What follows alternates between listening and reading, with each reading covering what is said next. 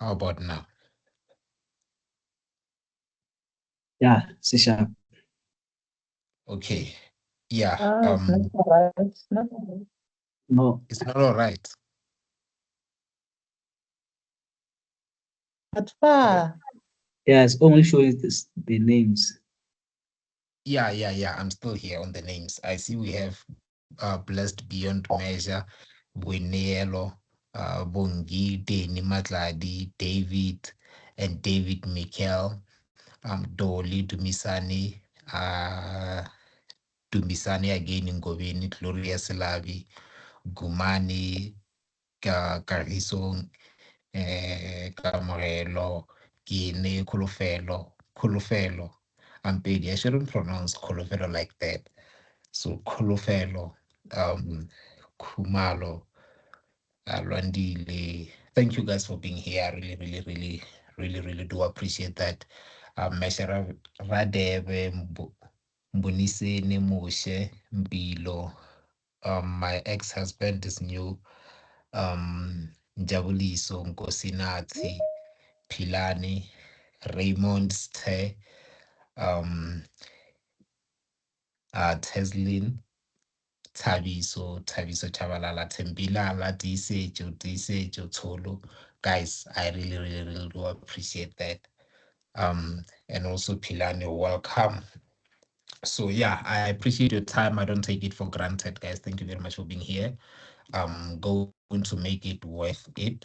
I'm not gonna, you're not gonna regret this. So let's start. First of all,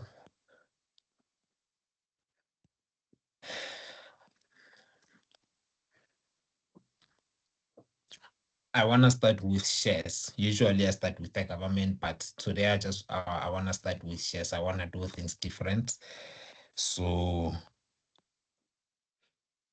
you have to understand that when it comes to shares, if you are buying shares, it means someone is selling, right? But the question is, who is selling and why are they selling? And if they are selling, just like everyone who is selling, can't they overprice their shares? You see, so those are the things that you should be asking yourself when you want to invest in shares. So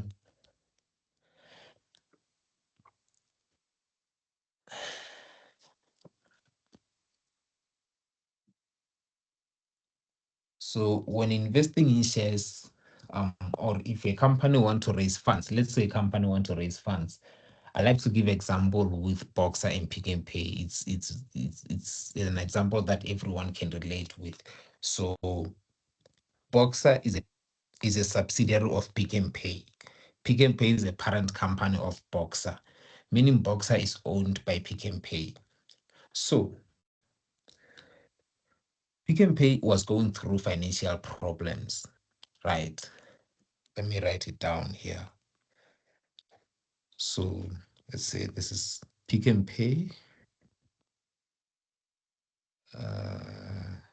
P and P. Okay. So P and P is like an umbrella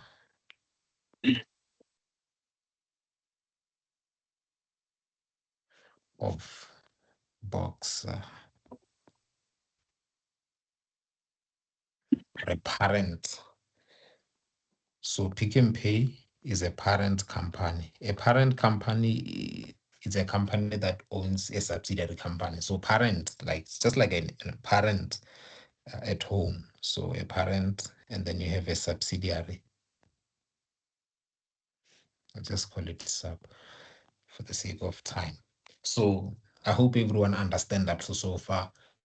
What is a parent company? What is a subsidiary company? Mm, okay.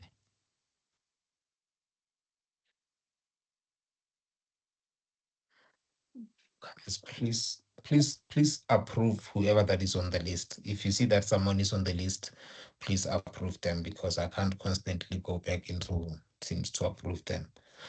So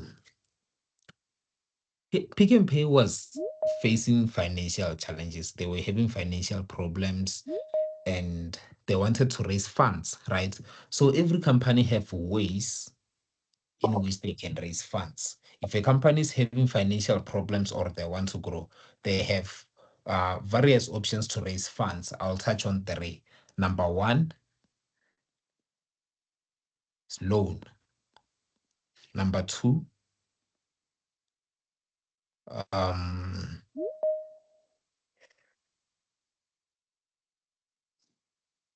I just want to confirm if all these people that are joining are actually approved. Okay, good. It means you're able to approve them. I just wanted to confirm that. So number two is assets disposal.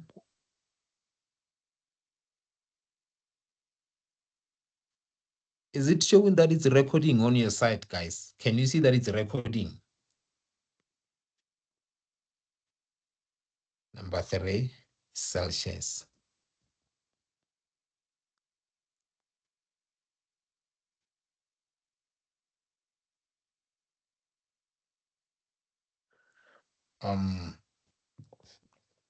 Can you see that it's recording on your side? Does it show? Where is yours? It's supposed to show, I think, on your top left. Top left. Yeah, it's I'm not showing. sure it's top right or something. Okay, it means it's a recording. Okay, thank you for that. So they have three ways to sell, to raise funds, right? This is a company, this is Pick and Pay. They realize that they're going through financial problems. They want to pay their suppliers, they want to pay their debt and all of that. So they realize that they don't have money. So they have three ways in which they can raise capital, right? They can raise cash. So number one is through loan. And then if they see that, okay, if we go with an option of getting a loan from the bank, it's actually going to be expensive because interest rate is too high and we don't want to go through that. We're already in problems already. We can't borrow money to pay the loan. So it's just not wise. So they say, okay, we have another option. Another option is to dispose our assets, which is to sell their assets, their existing assets, their machinery, their equipment, their cars, their properties, those things. They can sell them and get cash. And they realize that no, this one will only pull us back. We are going forward. We can't sell our assets. And then they have the last option. They say, okay, the last option is to sell equity. Please mute your microphone. So the last option is to sell equity. Equity simply means that a stake in a company, to sell shares, right? So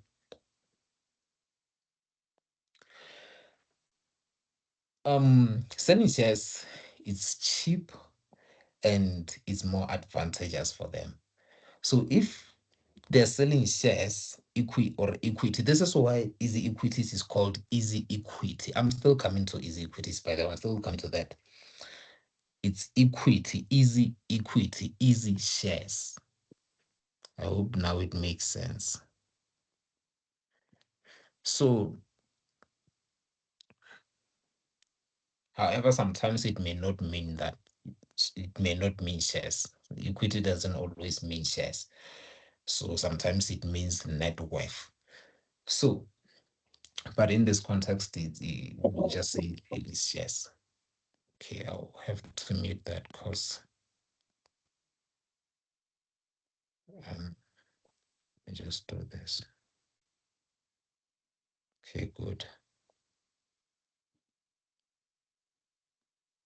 Okay.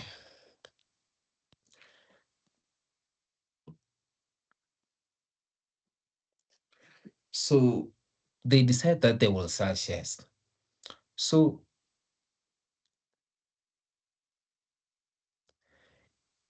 if they sell shares, how do they sell them? How's the procedure of a company selling shares?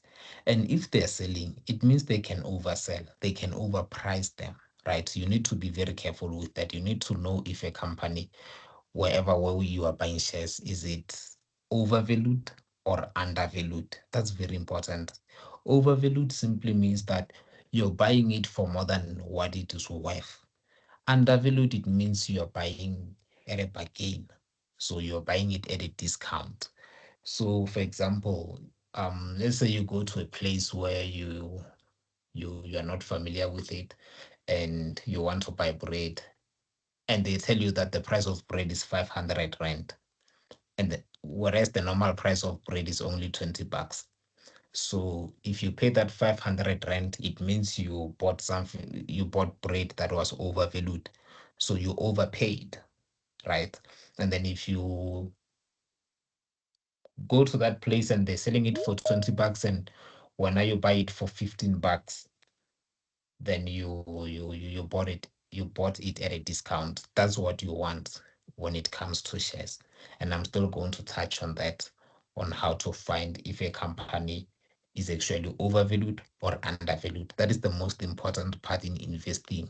Everything else, it does matter, but it is not as important as determining whether the company is overvalued or undervalued. So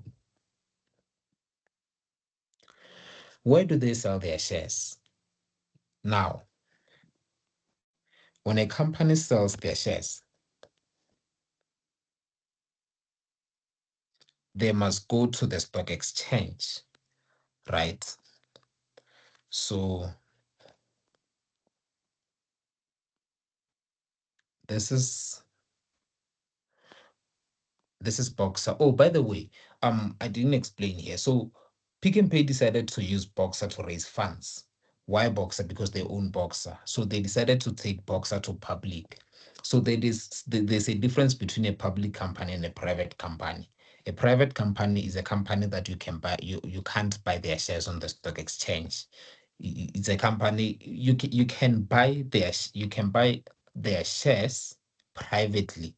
You can't buy them on the stock exchange. And if you have a private company and you advertise, you promote your shares publicly, you that's illegal. You can even get arrested for that. So Boxer was a private company before they took it public. So when they take it public, it simply means that it goes from being PTY Ltd to public. So this process is called IPO, initial public offering. So they are offering their shares to the public for the first time. That's what it means. So Boxer was a private company and they transitioned it from a private company to a public company. So if it's a public company, it means that now anyone can buy their shares. But how is this process? So how do we know that it's public? Where do we see that? And by the way, it's not always a private company. So a private PTY Ltd is okay, it's a private limited, proprietary limited. But when I say private company, I simply mean that a company that didn't go through a process of IPO, initial public offering, right? Because one would say, oh, we have close cooperation. What about close cooperation? Because it's not a PTY Ltd. What about uh what's the other one? Partnership. What about partnership? What about this? What about that? You see, so if a company didn't go through a process of IPO, it's still a private company. It's considered to be a private company. So Boxer went public. If they say a company is going public, it means that they are now listing their shares. But where is this public? Where is this place? So this is on the stock exchange, such as JSE. In South Africa, we have Johannesburg Stock Exchange. So Boxer took their shares to the JSE. They want to register their shares where? At the JSE. I hope it makes sense. So that it can become a public company. So now that it's a public company, we can see it's approved at the JSE. There's London Stock Exchange, there's New York Stock Exchange, there's Johannesburg Stock Exchange. There's so many every country, I believe they have their own stock exchange, right? So in South Africa, ours is Johannesburg Stock Exchange. If Salmex is a private company and we want people to buy their shares, people believe that Salmex will grow and we want to grow with Salmex and we want to buy their shares. I will have to go to JSE with the filings that they need from me and say I'm here to list my company. I want to do a process of IPO. So please allow me to sell my shares, list my shares here on the stock exchange so that people can buy them, right? So because now they are on the stock exchange, how do we buy them? You and I, we want to buy these shares. How do we buy them? We buy them at a broker or through a broker. So we need a broker. What is a broker? A broker is the middleman between you, this is you, the investor, right? And the JSE. So this is broker. Broker.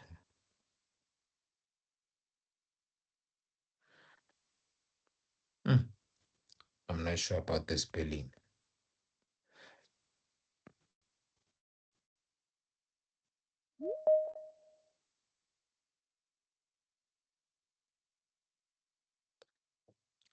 So you have the broker, you have JSE, and you. So you can't go to the JSE to buy shares. Those are all days, old days. And it was too expensive. So you can go there and buy and trade and all of that if you have money to buy a seat. So that's a long process. The easiest way to do it is through a broker. Who is a broker? A broker is someone who's going to go to the JSE on our behalf and immediately, instantly. So as we go to who? The broker. Just a sec. So as we go to a broker to buy shares, and the broker submit our orders to the stock exchange. I hope it makes sense. Does it make sense up to so far? This is the first part. Any questions? Any questions?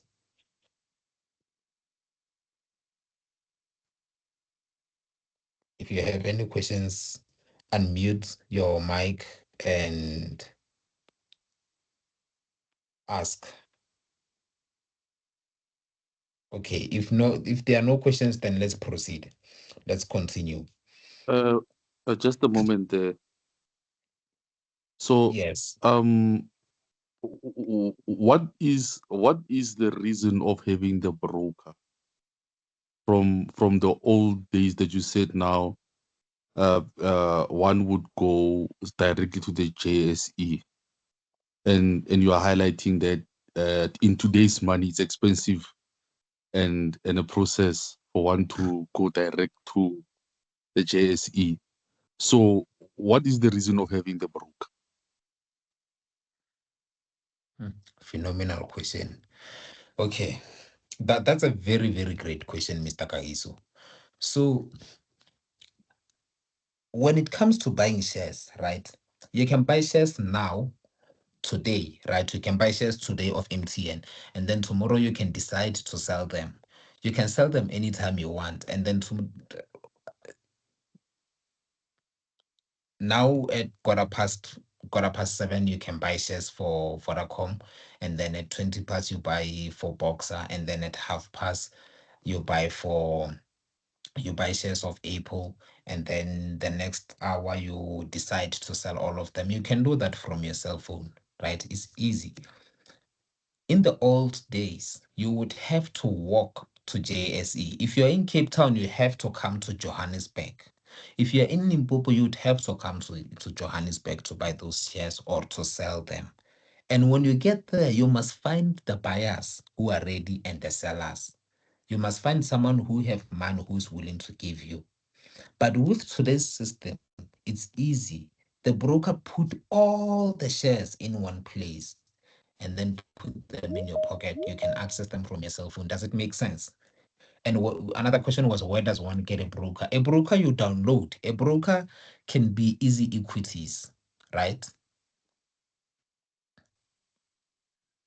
So this is Easy Equities. This is a broker, right? This is Brock Stock. This is a broker, right? This is Shift. This is a broker, right? This is Binance. This is a broker. This is Val. This is a broker as well, right? And this is Salmex. This is the best fintech platform to ever exist. This is Polymarket. This one. If you want to bet on politics and uh, current state of affair, that's where you bet at Polymarket. So does it make sense, Mr. Kaiso? Yeah, no, it makes sense. Makes sense. Thank you. Okay. Now we'll move. So now you understand why companies sell their shares. How do they sell their shares? And then how do you buy? Why do you buy them? Why do they sell them? How do you buy them? And how is the process? So immediately after buying shares, right? Because you buy them through a broker. Immediately after you buy shares, you have to ask yourself, what's in it for you? How are you earning money? Please mute your mic. So how are you earning your money, right? How are you going to earn money from this? So number one, the company can pay you through dividends. Dividends is an income or cash flow that they pay you periodically. A company says, this is Boxer, they say, Ish, you know what? Thank you very much for investing with us, right? Thank you very much for buying our shares. So now we're gonna pay you dividends. This is how much we can pay you. Actually, Boxer paid dividends day before yesterday. For those of you who have shares of Boxer, you know that you got paid. It was the dividend date was on the 1st of June, but they paid it yesterday. The payouts, they processed them yesterday. And how do I know that? How do you see when they pay you dividends? That's why you need a platform called TradingView. This one. See this?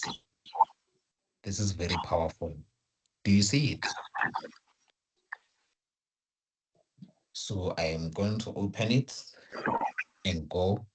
And this is where I search the companies now. And this is where I find the information. So this is Boxer. Let me just search Boxer. So you can see this is their shares. Hold on just a second.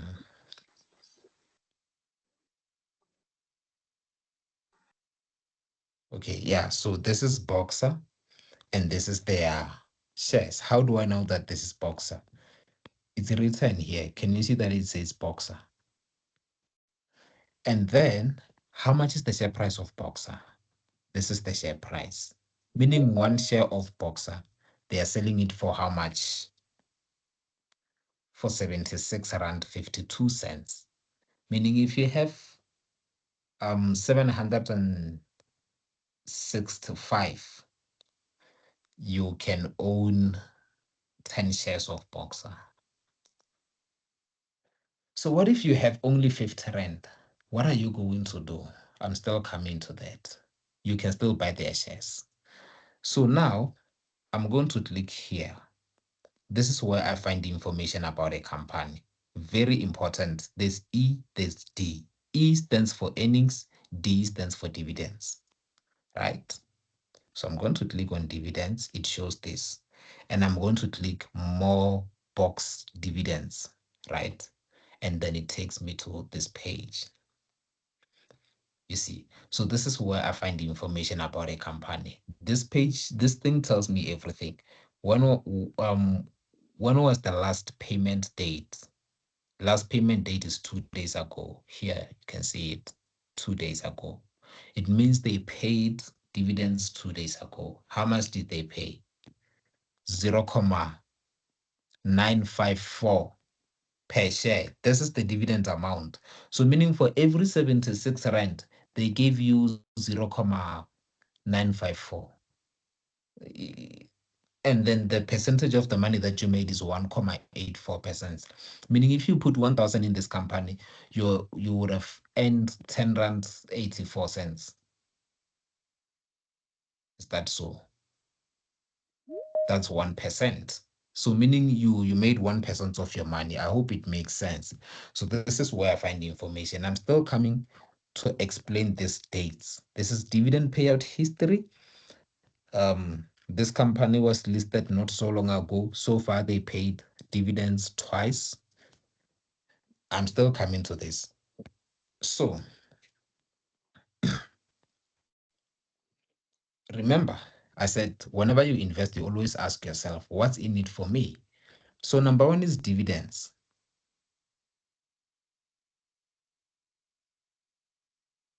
Let's see. Good. Good. Okay, let me.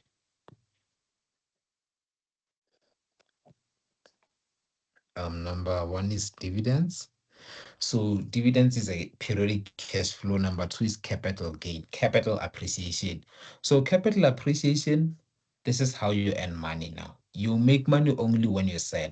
Let's say maybe you buy shares for,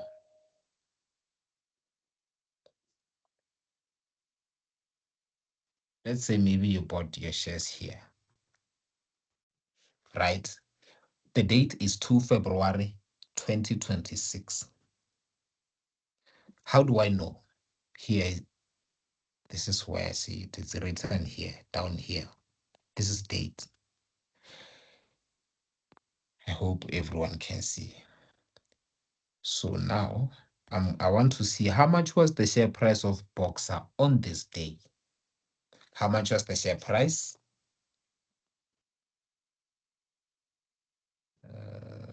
The share price was 64. 64. yes. On this day, the share price of Boxer was 70.64. So how do you earn money through capital gain? Capital gain simply means that you buy here, right? And you hope that share price of Boxer will increase. And Vele, it does increase. Vroom. It went up and now it's going down. This is where it's currently at.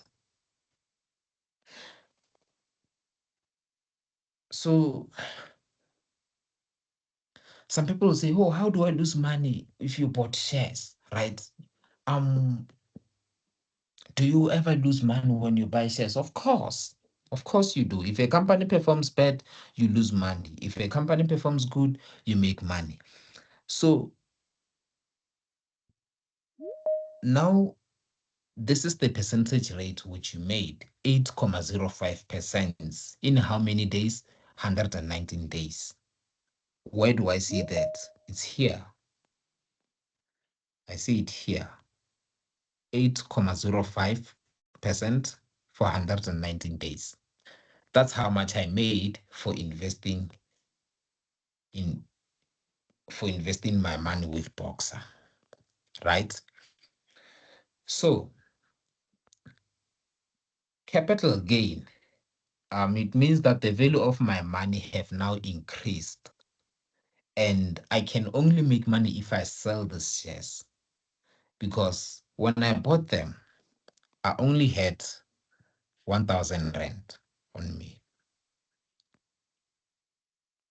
Buy for how much? R1123. I bought them for 1,000 rand and they increased by how much? Or the company increased value by how much? By 8. How much is the percentage again? 8, pardon?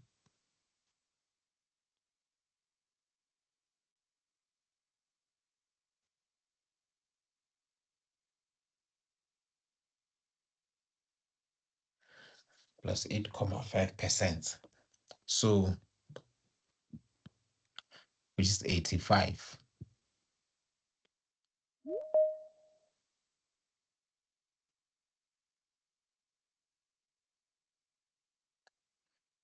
So, today,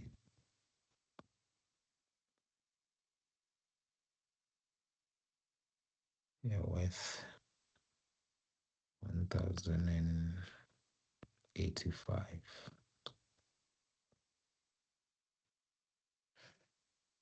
So I hope this math makes sense. Okay. So you bought your shares for 1,000 rand and they increased by 8.5%, which is 85 rand. And today they are worth how much? 1,085 rand. So you can only make money if you sell them. If you sell them, you are going to sell them at a high value, right? This is capital appreciation. Let me write it so that capital gain. Another method is dividend.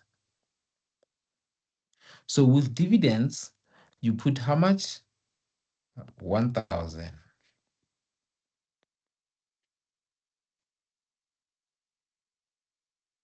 And they said they paid how much in dividends? Let's see. 1.84%.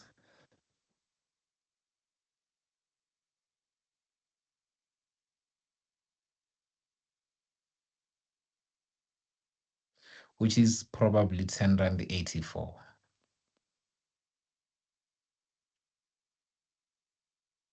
And today they are worth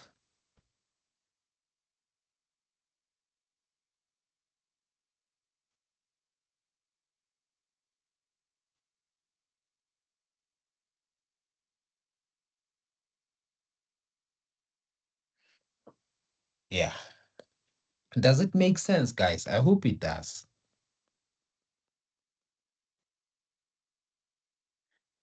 Dividends. Yeah. So capital gain, you buy shares today. You buy shares for 1,000 rand and they increase by 8.5% over time. And then today you can only make money if you sell them. And then with dividends, you buy for 1,000 and they pay dividends of 1.84%.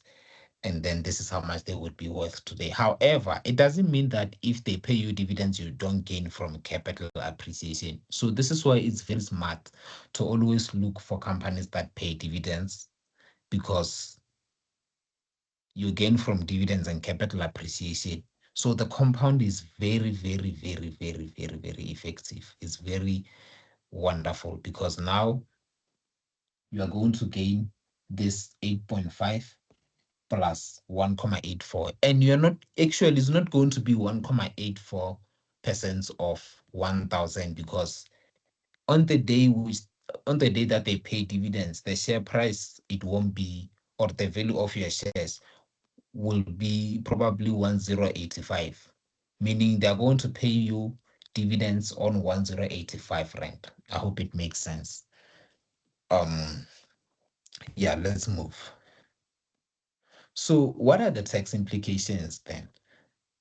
If you are earning your money through dividends, through capital gain, you might have to consult with a professional, because here you are on your own when it comes to taxes. However, if it's dividend, With dividend, you don't have to worry about taxes. Reason being, the reason is that the company, before a company pays you your dividend, they pay tax on your behalf. So let's say a company is planning to pay, let's say a company's net profit, they have a net of 100,000 and they want to pay all of it in dividend. So what they're going to do, they're going to pay tax. Tax of how much? 20%, which is 20% or 20K, which will give us how much? 80K. So this 80,000 is the one that the company is going to do what? Distribute to shareholders.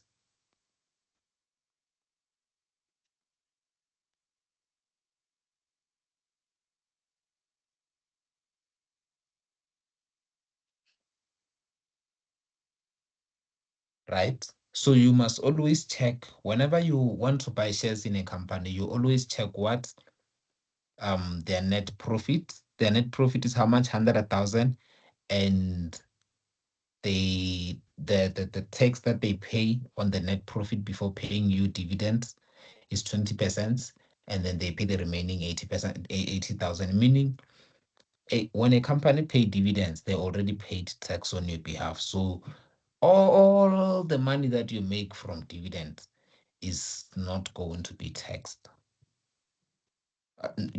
because it's already taxed. It's more like when you receive salary. When you receive salary, before you receive it, your employer have already paid pay as you earn on your behalf in the UIFs and all of that, right? You don't have to worry about tax. It's the same as with dividend. Let's move.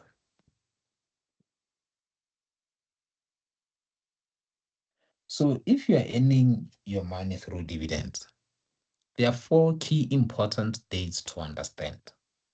And by the way, before I move, I touched on something here and I didn't explain where do you find this figure.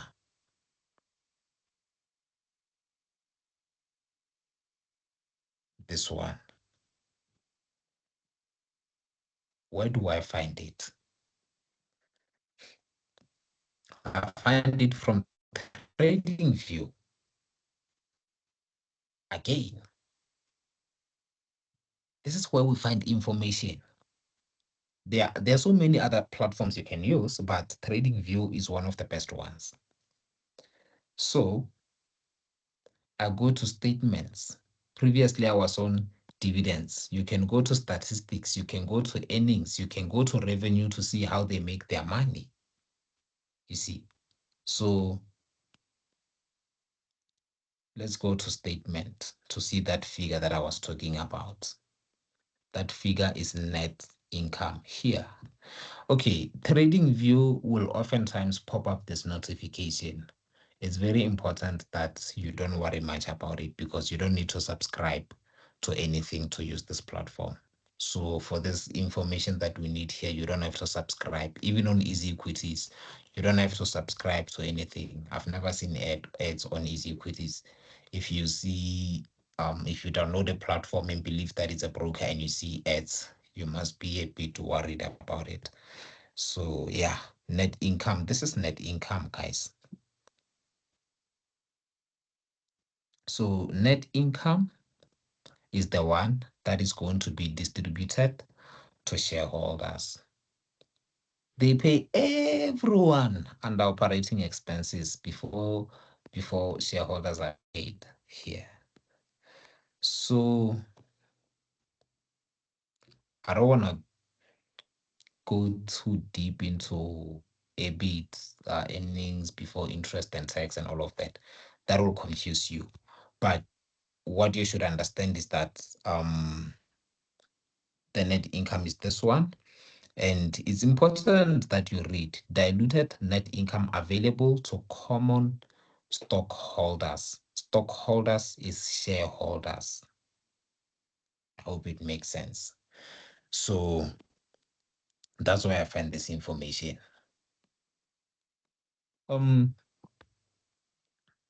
let's move, guys, to our dates, key important dates. You have date 4 dates. Date number 1 is declaration date. Date number 2 is ex-dividend date. Sorry for that. Date number 3 is record date. The last date is payment. So what is declaration date? Declaration date is the day that the board directors or the directors of the company, they finally decide that they will pay dividend for this period. So let me put it on a timeline.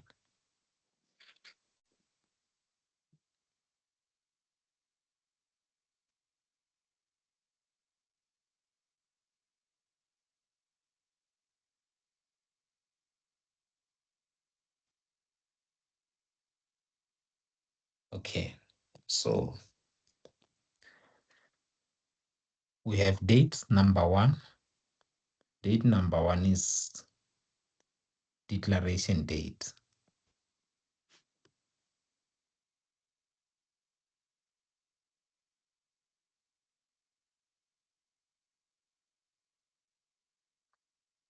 This is the day they declare that they will pay dividends. They're not sure of how much are they going to pay because they don't know who is going to get paid, who qualifies for dividend for this period, right? So let's just say this date is the 1st of January, right? And then comes the second date. It's called ex-dividends.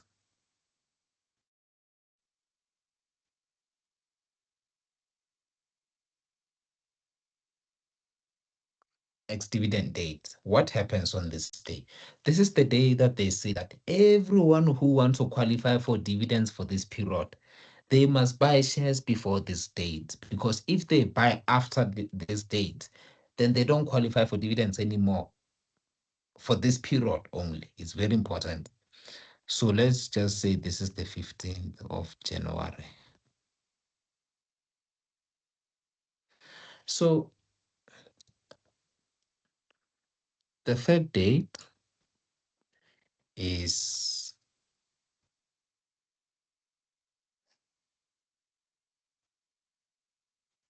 but let me put it a bit far from this actually.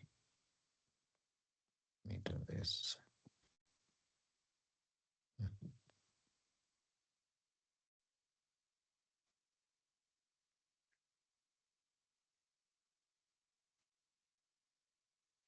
Okay, the third date is called record date.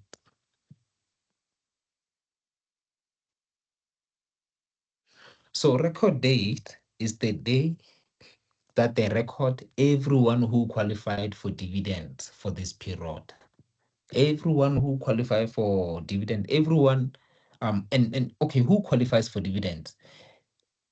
People who qualify for dividends are people who bought shares before here, before this date. If you bought shares somewhere here or even before, you qualify for dividend. But if you buy here after this date, you don't qualify. You don't qualify for dividends for this period. So record date, let's say maybe this is the 20th of the month. 20. So record date is the day that they record everyone who qualified for dividend and everyone who doesn't qualify for dividend. Now they know how much are they going to pay and to who, right? So the last day is payment date. This is pay.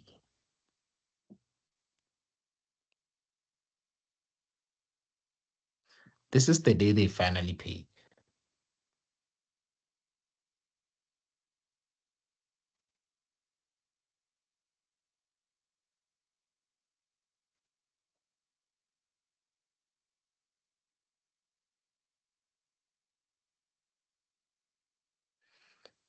So this is the day they finally pay dividends.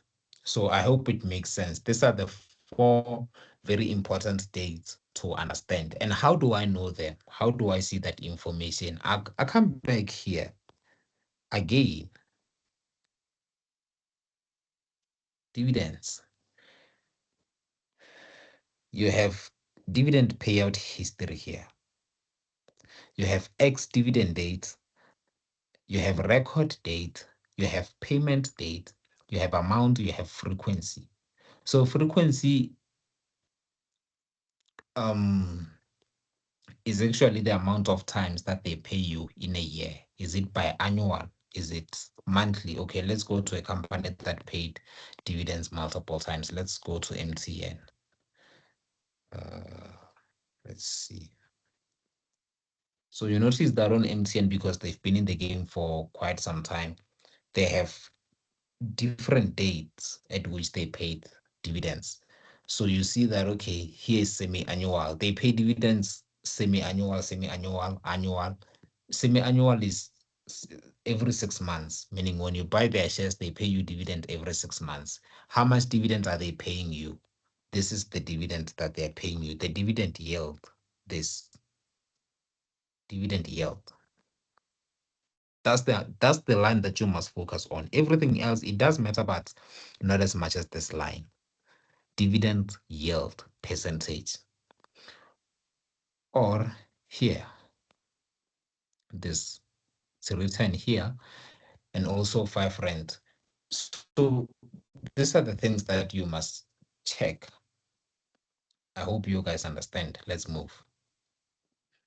So now we come to financials. What are financials? This is my daily bread. So financials present to us the health of a company. These are financials. You have income statement, you have balance sheet, you have cash flow statement. I'll start with income statement. Income statements. Income statement is a financial statement that records incomes and expenses of running the company.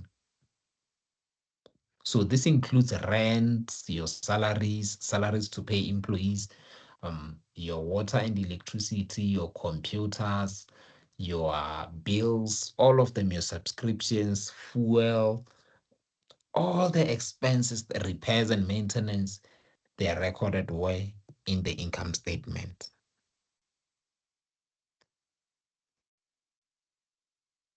And then you have the second one, which is balance sheet. So when it comes to balance sheet is a statement that records the assets and the liabilities of the company. So let's give example with Salmex. Salmex is a company and we want to expand our operations, or we want to have offices, right? So, but we realize that okay, we want to have offices because people want to join Salmex sessions, but because they've been scammed, they don't trust anyone anymore. They think you'll disappear with their money and not show up. They prefer to see you in person before you can teach them. They prefer to see where your office is situated. But we realize that no, we don't have enough money to buy offices in all the places. So we go to the bank and say, bank, please give me money. I want to buy an office, but I don't have money. And the bank say, okay, fine. The office that you want is 1 million. Give us 300,000 and then we'll sort you out. We'll buy it for you. We'll pay full 1 million for you, but you will owe us 700,000 plus interest. So I say, okay, fine, good. That's a great idea now. So the question is, where do we see the value of that property? The value of the property, we are now going to account it on our balance sheet under asset because it's an asset, right? And then because we used the bank's money, we owe the bank. The question is, where do we account for that money that we owe the bank? We account it under liabilities, under balance sheet, where this is the liability. you can't put liability in the income statement. Income statement records incomes and expenses of a company, and a subscription is not a liability. To actually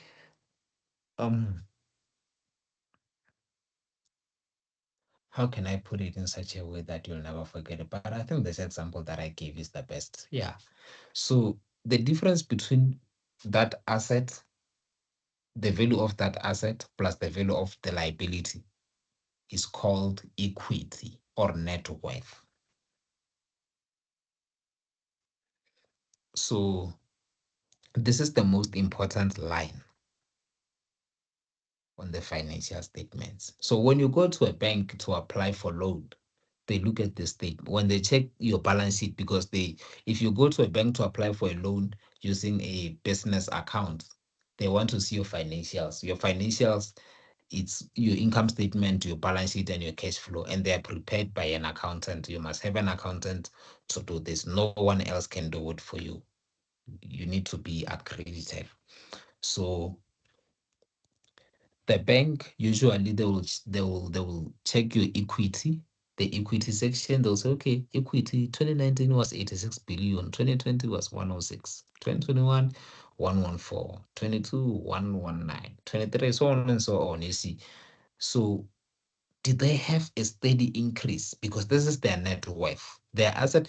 If Salmex will fail to repay the loan that the bank gave us, the bank will liquidate us. They will, what is that process called? When they take your property to an auction, repossess. They will repossess my property, right? So they will take it on auction. If they decide that they want to dispose my assets, my property, just so that they can recover back their money, after selling it and paying them, how much will I be left with? So this is it. Total equity. And then you have cash flow. This one shows you real numbers now. This one is not fluffs that you see on the income statement. Income statement, you can cook it. This one, accountants can find a way to play around it.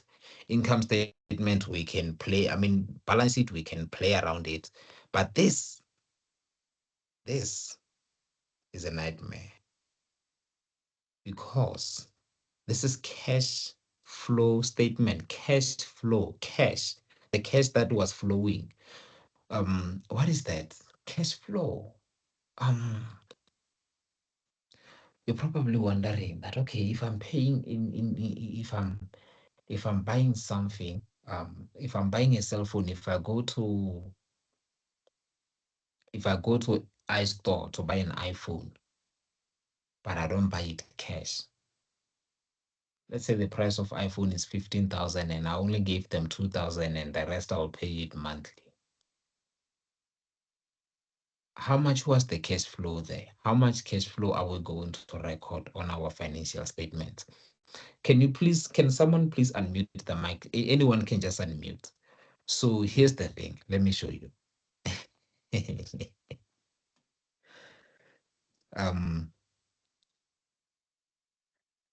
Let's say you go to iPhone.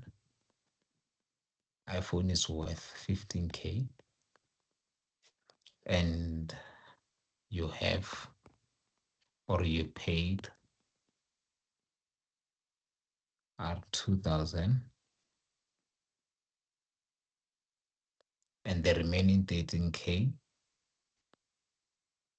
installments.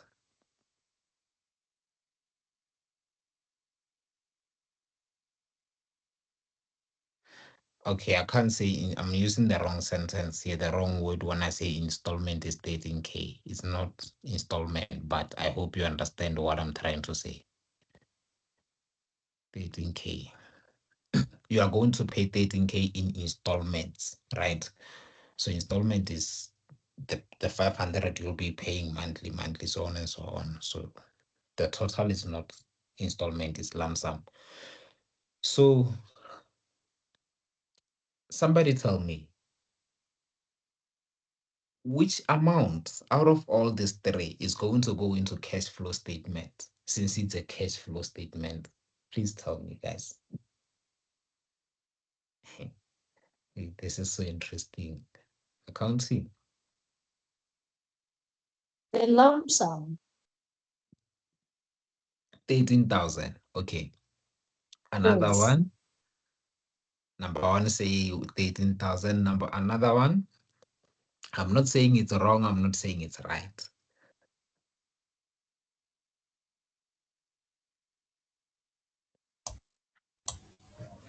I think 2K.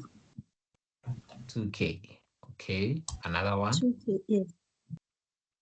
2K. Okay. It seems like 2K is getting more votes. So we will go for 2K. Kushuguti 2K is the one that is going to cash flow.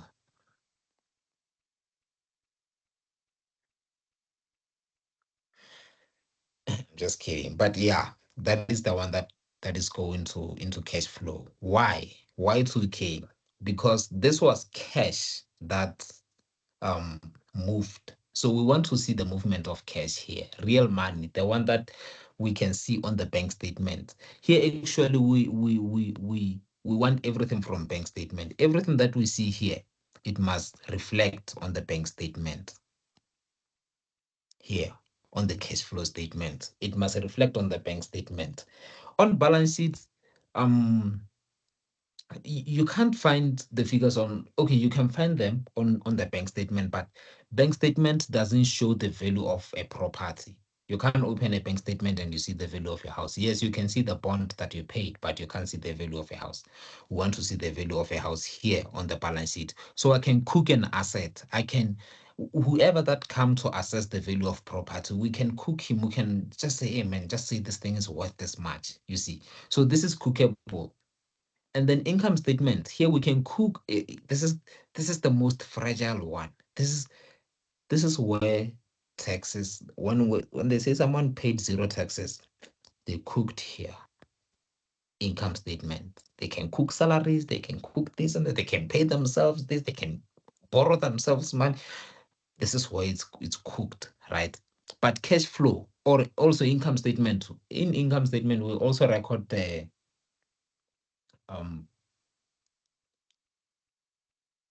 okay, if I use too much of an accounting language,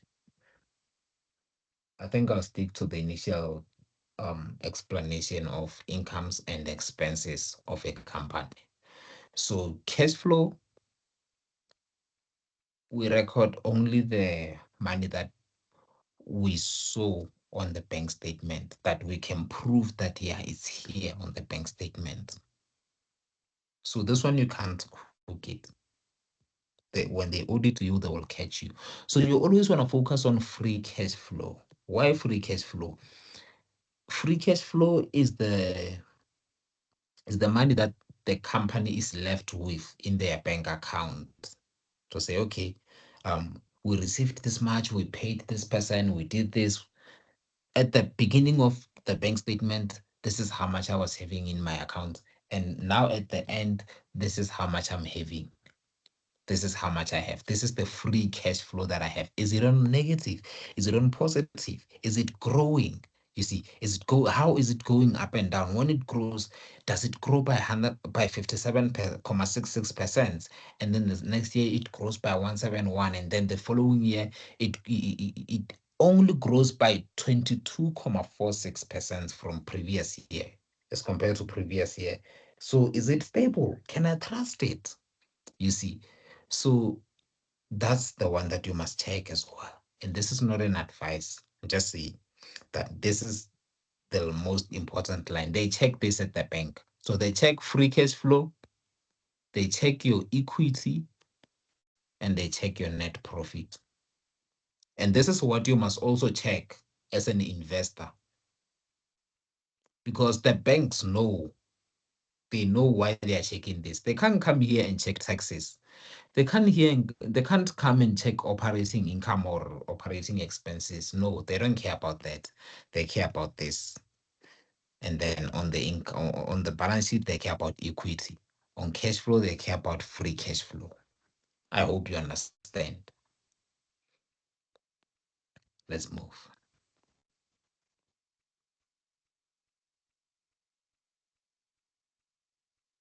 How to analyze companies, the most crucial one.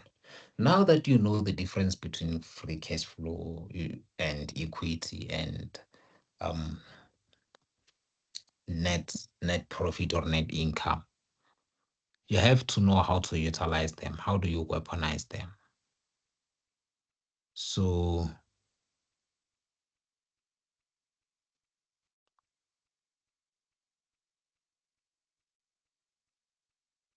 yeah, before I continue to analyzing companies, does everyone understand up to so far? Does anyone have a question? Let's see. Who have a question?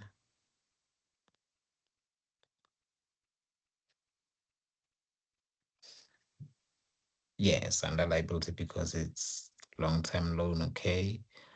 Any question?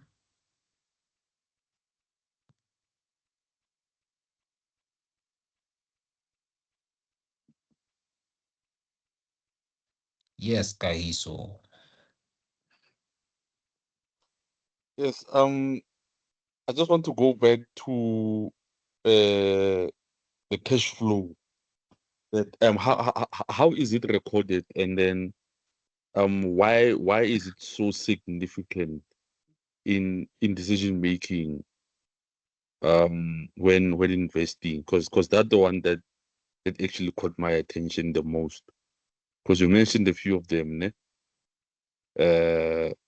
Yeah, but the cash flow, can you why is it so significant, and how is it recorded in the companies in these stats for decision making? Okay. Yeah. So how is it recorded? That's question number one. Well, as accountants, right? Let's say you have a business, you have a company, and you want to go and apply for a loan at the bank, and you need financials. So you come to us accountants and we prepare financials for you. So how do we prepare financials? You give us your bank statements. We ask for your bank statements for the entire for the past 12 or 24 months, or ever from the first day that your business opened a business bank account. That's what you must expect the accountant to demand from you. We want to see a bank statement, even those transactions at the hotels. We want to see them. And if we don't understand them, we have to question every single transaction. We have to know where does the money come from. We take information from bank statements one by one. You see those small lines on your bank statement. We take a ruler and go through each and every single one of them. That's our job. It's called bookkeeping, that level. We capture them, we take them from the bank statements and capture them into our accounting systems. We are going to categorize them. Okay, $50 it was for toll gate, 900 it was for fuel, it's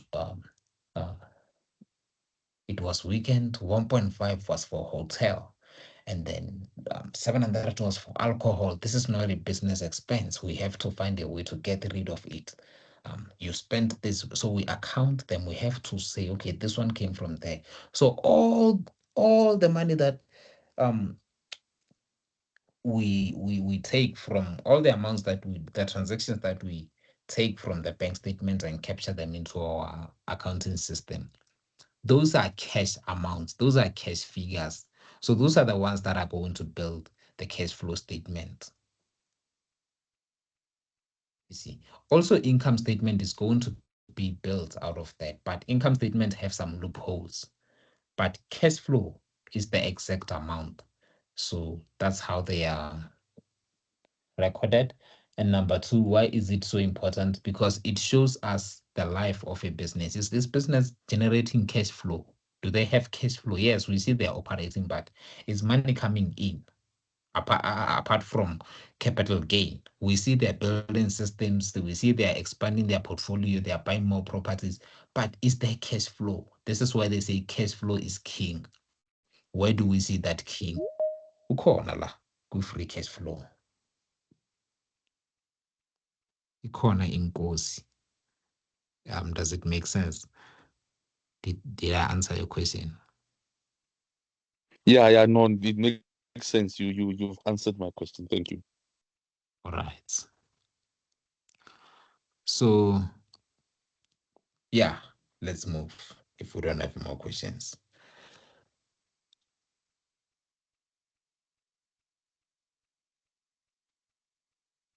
Mr. Salmex.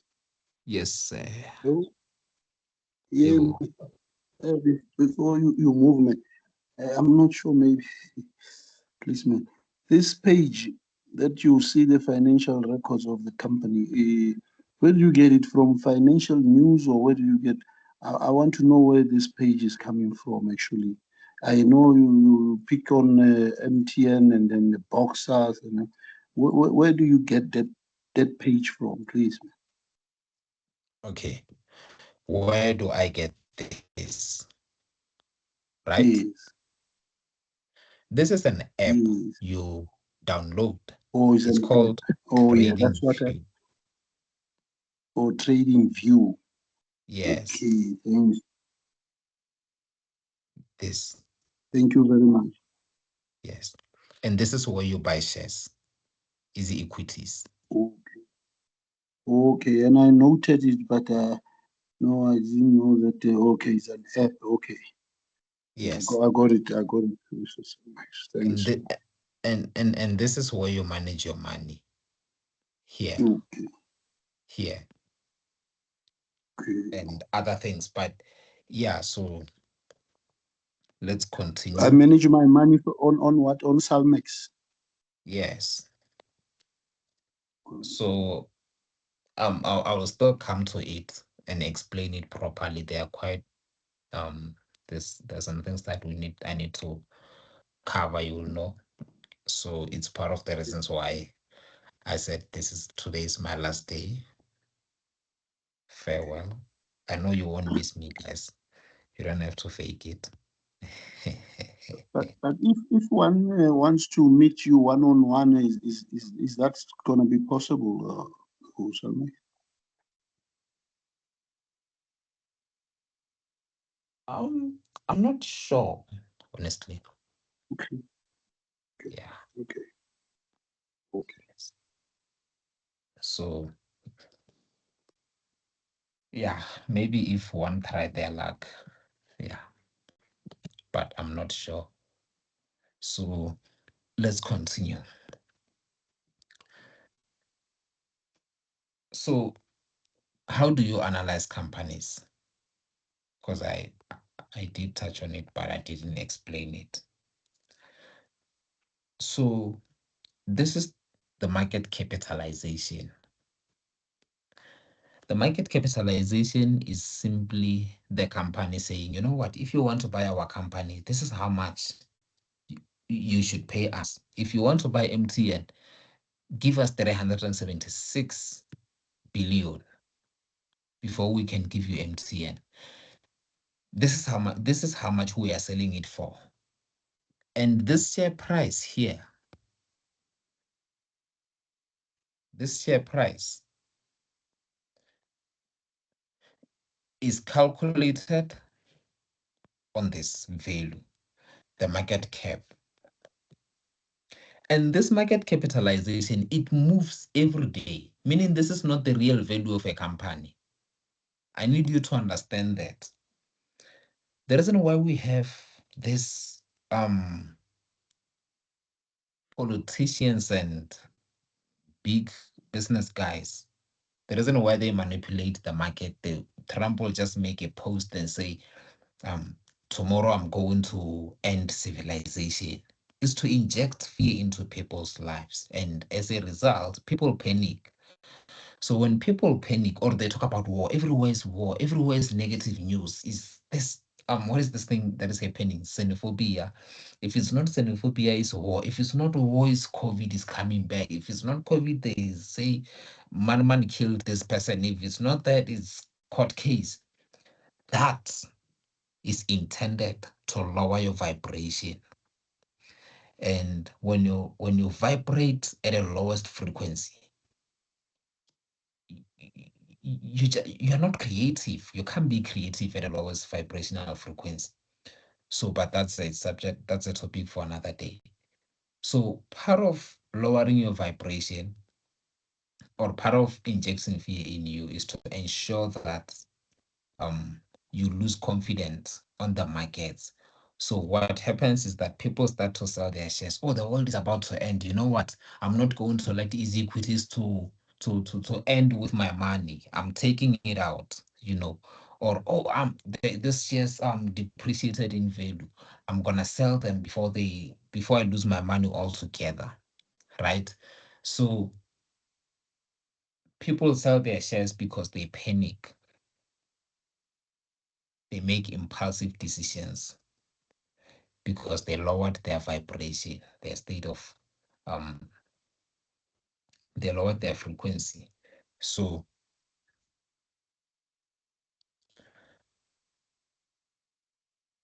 the real value of a company is here on the balance sheet.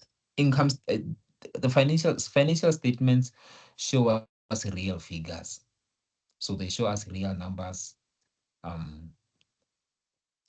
They don't fluff, even if sometimes, yes, they do, they can fake them here and there, but it's illegal to fake them. Number one, that's number one.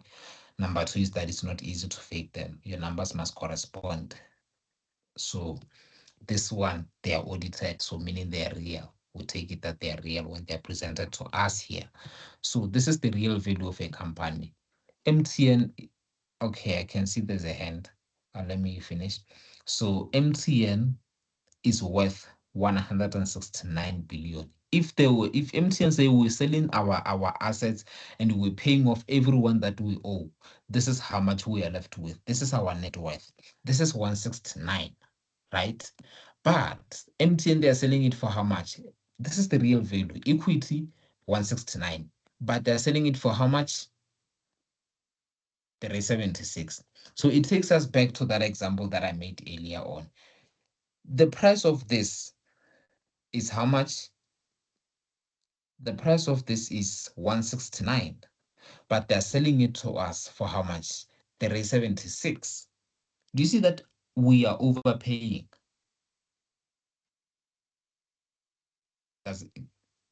I'm not going to skip this part until everyone understands it because it's very important. You miss it here, you are out. You are a blind investor. You always have to compare the difference between market capitalization. Market capitalization is what they are selling the company for. They say, if you want to buy our shares, fine, come. But you have to pay us this much. I mean, if you want to buy our company or our shares, you have to pay us this much. This is how much we are selling our company for. I'm selling it for 376, but the real value of it is 169. We are being ripped off here, you see. So if you don't know which line to look for in the financial statements, out of all these lines, out of all, they're not important, right? They're not important. 1, 2, 3, 4, 5, 6, they're not important. This is important. Okay, of course they're important, but for this scenario, they are not. If we want to analyze a company fast, they're not important. We don't want to go through into that. There's a lot that goes into it, trust me. So here you focus on free cash flow. One line, balance sheet, you focus on what? Total equity, one line. And then income statement, you focus on what? Net income. And then here you focus on what? Market capitalization. You compare market capitalization with equity. Market capitalization is what they sell the company for. Equity is the real value of a company. So are you being ripped off, or are you buying at a discount? And what is number one rule by Warren Buffett? Okay, number one rule is never lose money. That is the most famous one. But what does he advocate the most? you must never buy an overvalued company. Always buy an undervalued company. Even in properties, the same. People, when they buy properties, they invest in real estate.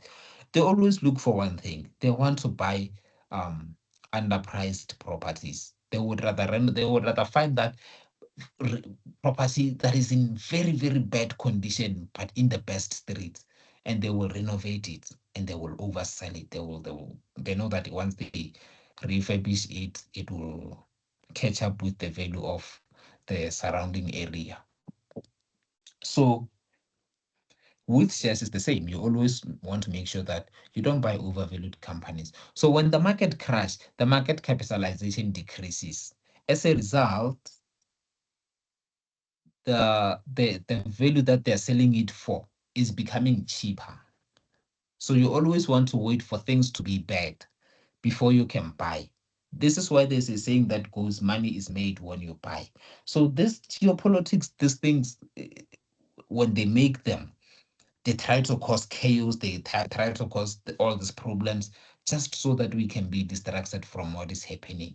They print money behind closed doors, and once after they print money, it causes inflation. When it causes inflation, people can't afford, and when people can't afford, they start to panic, they start to want to withdraw their investments, and the market starts to crash, and they buy when everyone panics, when everyone dies, when everyone is at the lowest vibrational frequency. So that's what they're pushing, you see. So you always want to benefit when they benefit. We never complain. Fine, they're pushing the agenda of xenophobia now, just so that we can fight against each other. Africa is the best continent on earth. The device that I'm using to even record this, to even be on this thing with you, it was built by the minerals that came from Africa.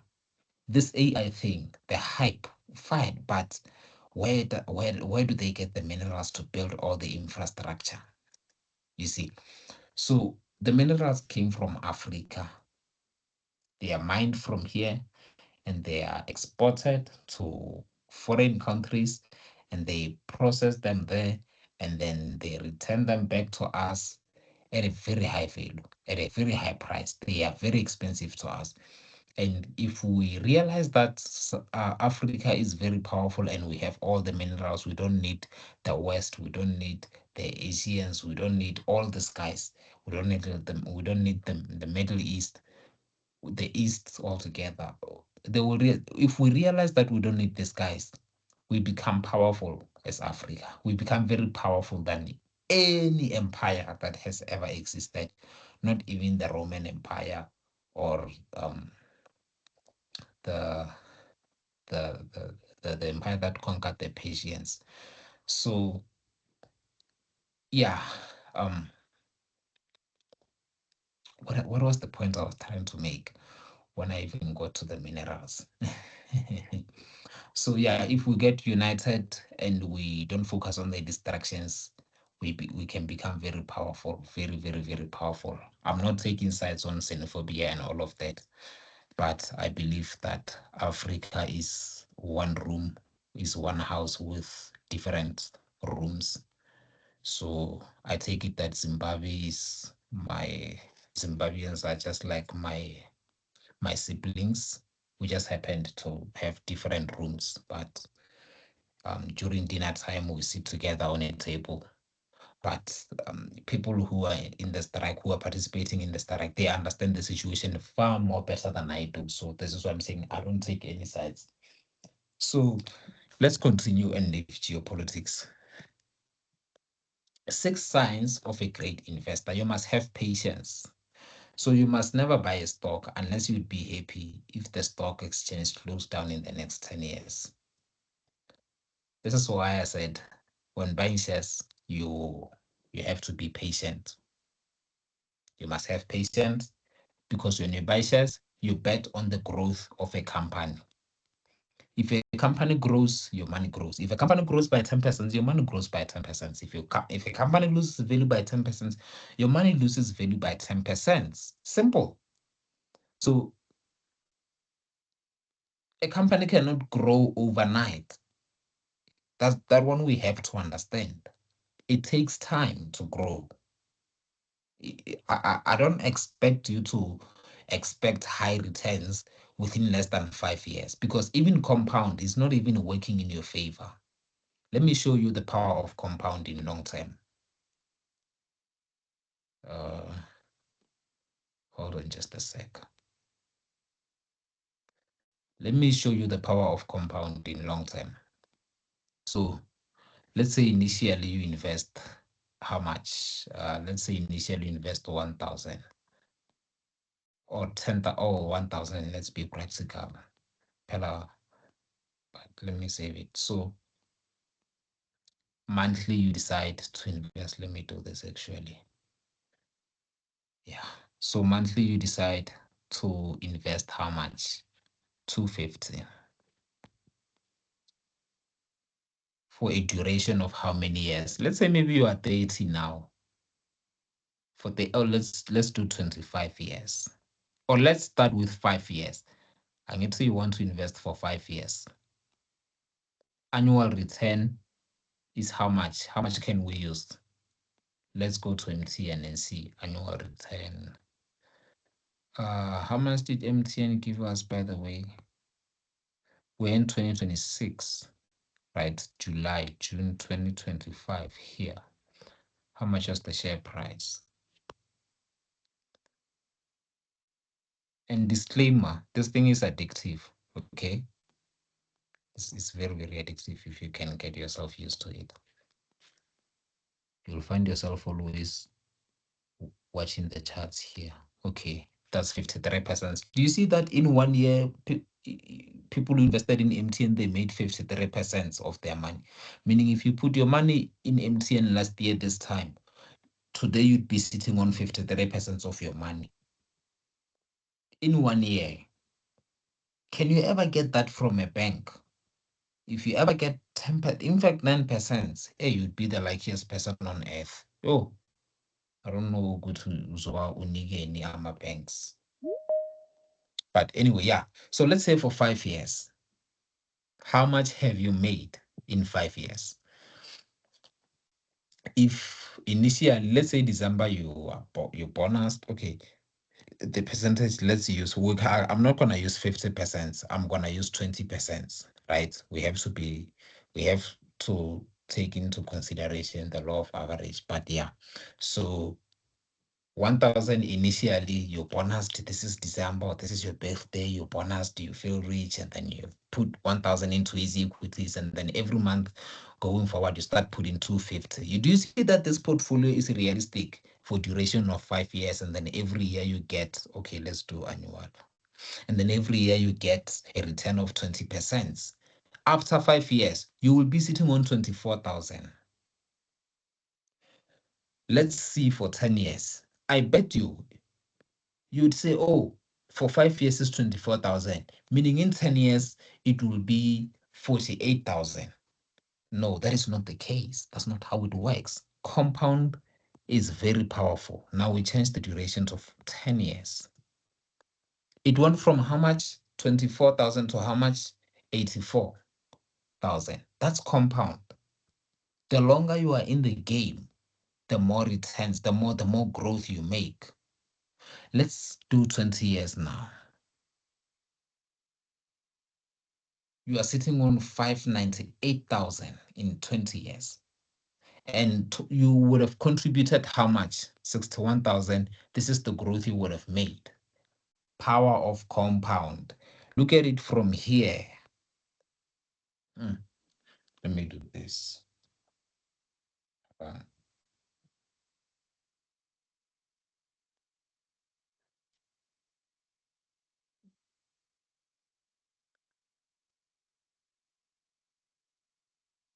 Okay. I think we can see it from here. You see that you start to see real growth here after 12 years. You see that within these 5 years, you don't see anything here. You feel like you are playing games. We are still earning dividends, a very small dividend, and you feel like quitting. And then others give up in a decade. And then some stay for 20 years. This is the power of compound. We have to take that into consideration. The longer we are in the game, the more returns we will make. Okay, now let's make 30 years. Still starting out, you are 30 years, you are planning to retire at 60. You only invest 250 per month. You'd be sitting on 3 million in the next 30 years. So let's double the 250 and make it 500 and see how much you would have at the end. 7 million.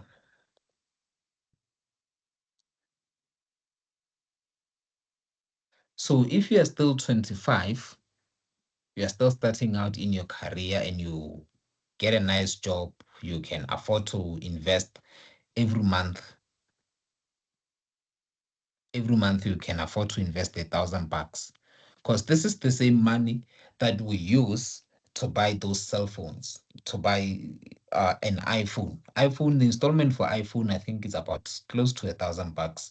I'm not saying people must not buy iPhones. Everyone have their own reasons and everyone have what they love.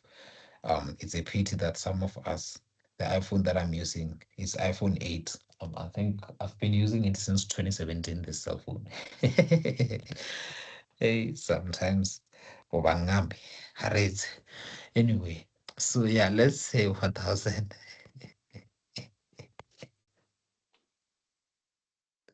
Guys, London is a long phone. Okay, so yeah, if you invest 1,000 a month in the next 30 years, you could be sitting on this much. So this is the power of compound. It's you start to see it after a long time. You start to see the power of it like long when you forgot about it. So if you are planning to invest for 1 year, 2 years, 3 years, it's not working. Let's be honest. You see. So while we're still here, we have multiple calculators here. We have tax-free savings account here. You can calculate it. You can check. You don't know, you've contributed towards your tax-free, but you don't know how much you are left with. You can calculate and it helps you. You see, how much have you contributed previously? How much have you withdrawn? Your balance, and then it runs your compliance check. It will tell you whether you exceeded or you didn't. And if you exceeded, you see it says tax, you are planning to contribute 2,000 above the annual limit. SARS imposes a 40% tax penalty on over contributions, meaning on your 2,000, they're going to charge you 40% in tax.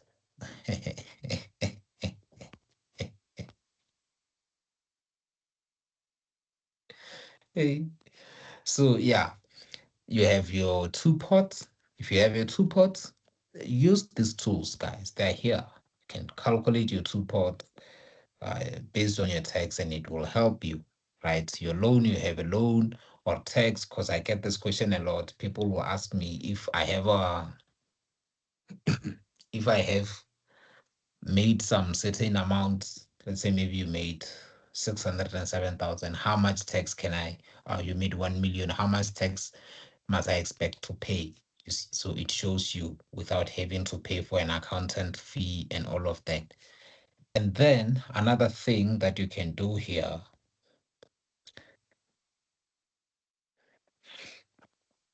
dashboard, you're just gonna go to dashboard, to money tools. So you'll be able to see your credit score here. That's one of the things.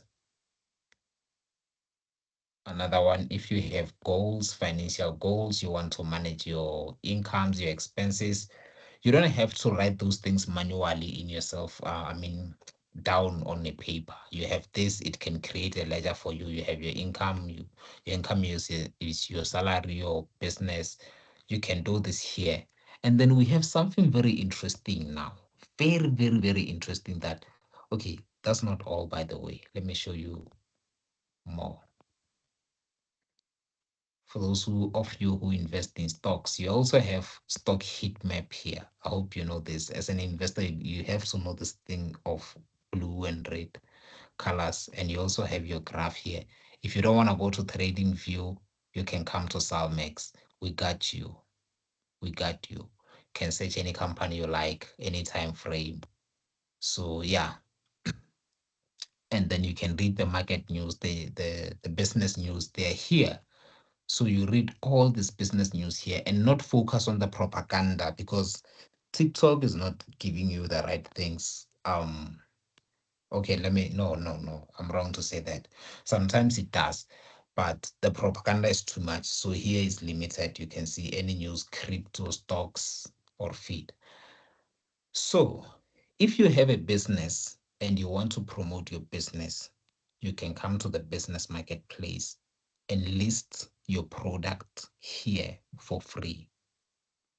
So what happens is that you come here, you list a product, you write your information here, information about the product, what is the type of your product or service, is it this, is it that. You just come here and then enter your URL. This is your business website if you have it, and how can people find you, your location, is this in stock or out of stock. You see, free, by the way. So I'll be driving traffic into the platform, and you just find people who can buy from you. We have economic calendar. So this is the thing here. When I said I'm done, I'm done because of this. So if you wanna spread this education, you feel that the education is actually is valuable enough, and you want to enlighten people, the more people you help, the more blessings will fall into your life. The more people you educate, the more blessings fall into your life, right? Simple as that. So I helped so many people. I had a goal. My goal was to help 90 people. I exceeded it. I think I went up above 120, just above 120. But yeah, so the more people I taught, the more blessings I got. I don't want to mention that. So if you want to teach people just like us, you can come here. This is the journey. You register, and then after you register, here's how it goes. You get a license, right? To get a license, you must first attend, write a test, and then pass. So there are different stages. So there are 10 stages if you want to become an educator.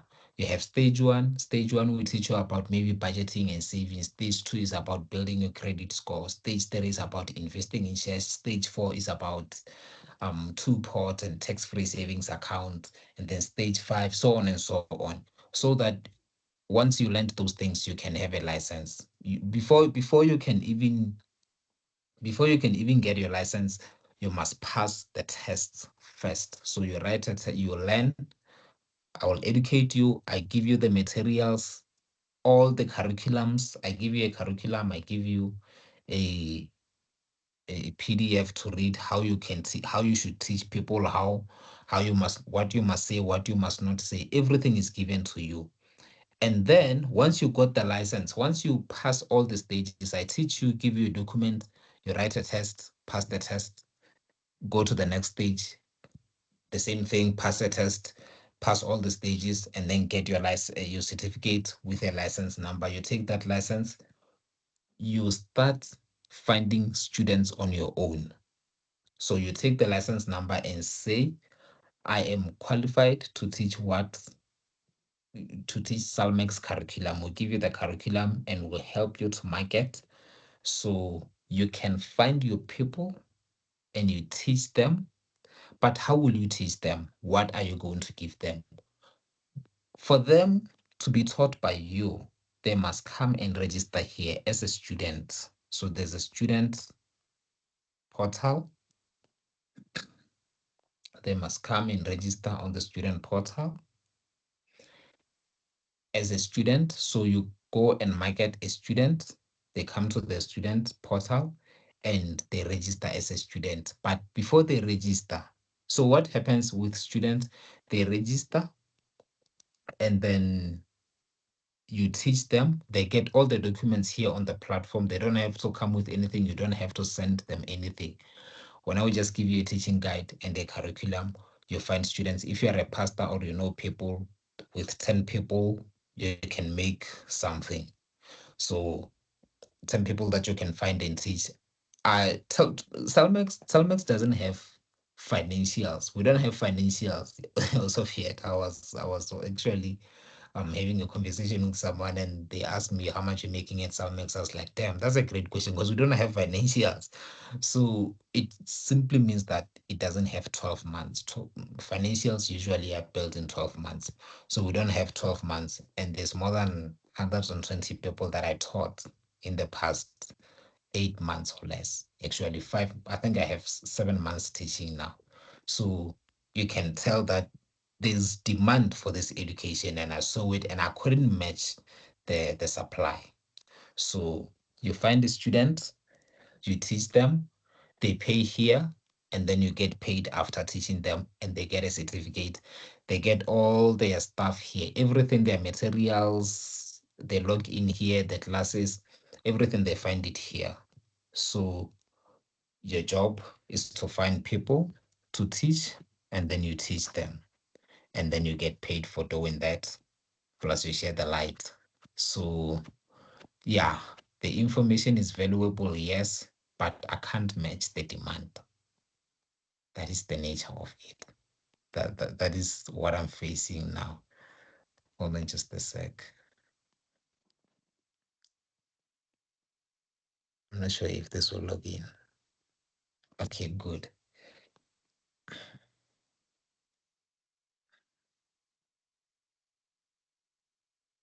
Okay, student portal.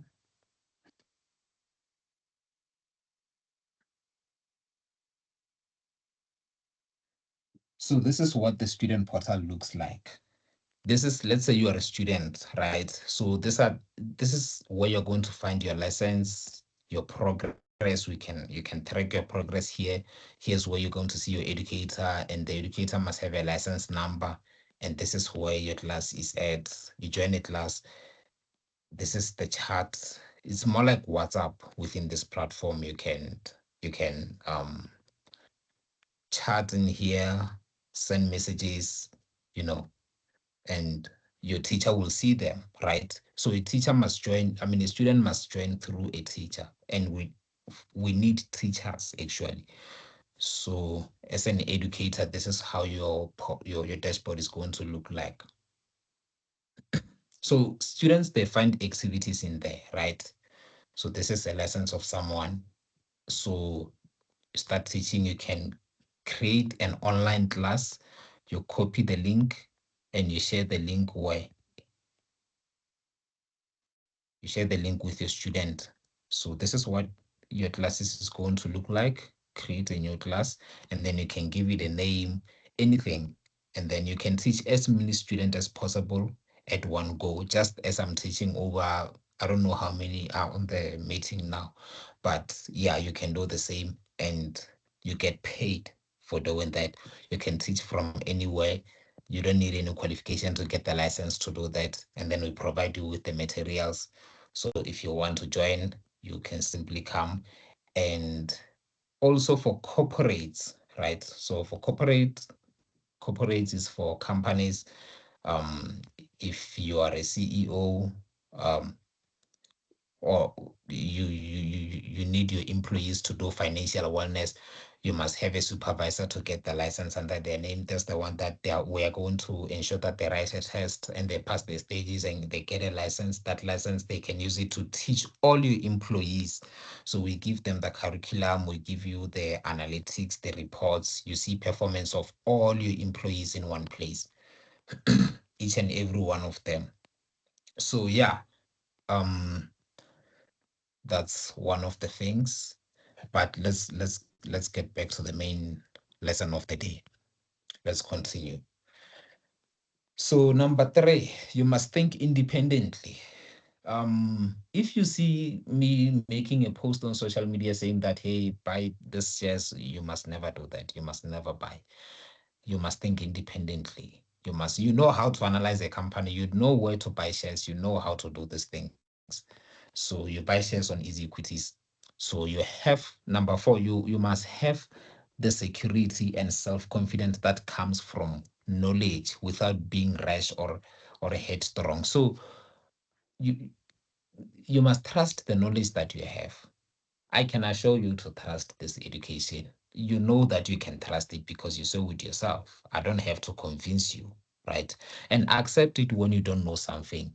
I used to not know everything that I'm talking about here, and I accepted it and I was learning aggressively. So I probably attended almost 80% of the seminars in Gauteng. So yeah, I was just trying to learn everything. But yeah, the point I'm trying to make is that it's very great to accept when you don't know anything so that you don't make mistakes thinking that you know. So number 6 is that be flexible as to the types of business you buy, but never pay more than what the business is worth. So I taught you how to know if a business is overvalued or undervalued. So yeah, that's investing in a nutshell. Now I want to move to part 2. Does anyone have a question? So before investing also, but I will share this document with you on the group, okay? So these are the boxes that I tick. Is the business understandable? Do you know how money is made? Does the business have a consistent operating history? Does the company have a favorable long-term prospect? You see, and then I come to the management. Has the management demonstrated integrity? Has the management demonstrated intelligence? You see, financials now, is the return on equity adequate? I mean, is the return on equity adequate? You see, is the company consecutively financed? So these are the things that you must check. Consecutively financed means I check liabilities. Is the return on equity adequate? I check equity section. So these are the boxes that I tick. You have to answer these questions before you can invest in a company. That's how you ensure that you are safe, right? Doesn't mean that you are 100% safe, but at least you did your homework. But anyway, let's go back to I want to go to part 2. But before I do that, I need to know if you guys have questions.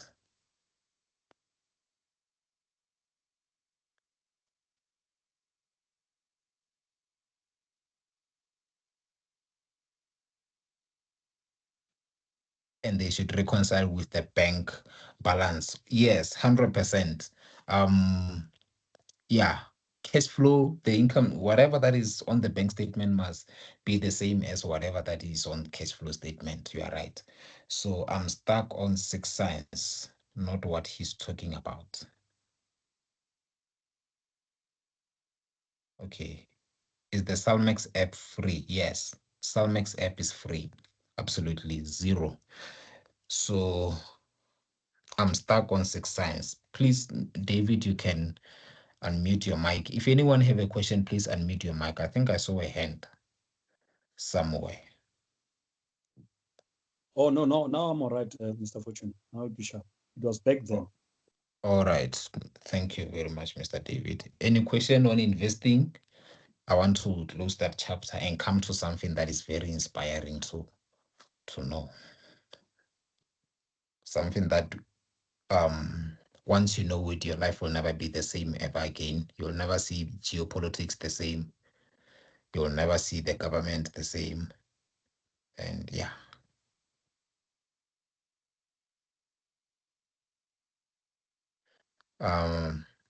Mboniseni, you can ask your question.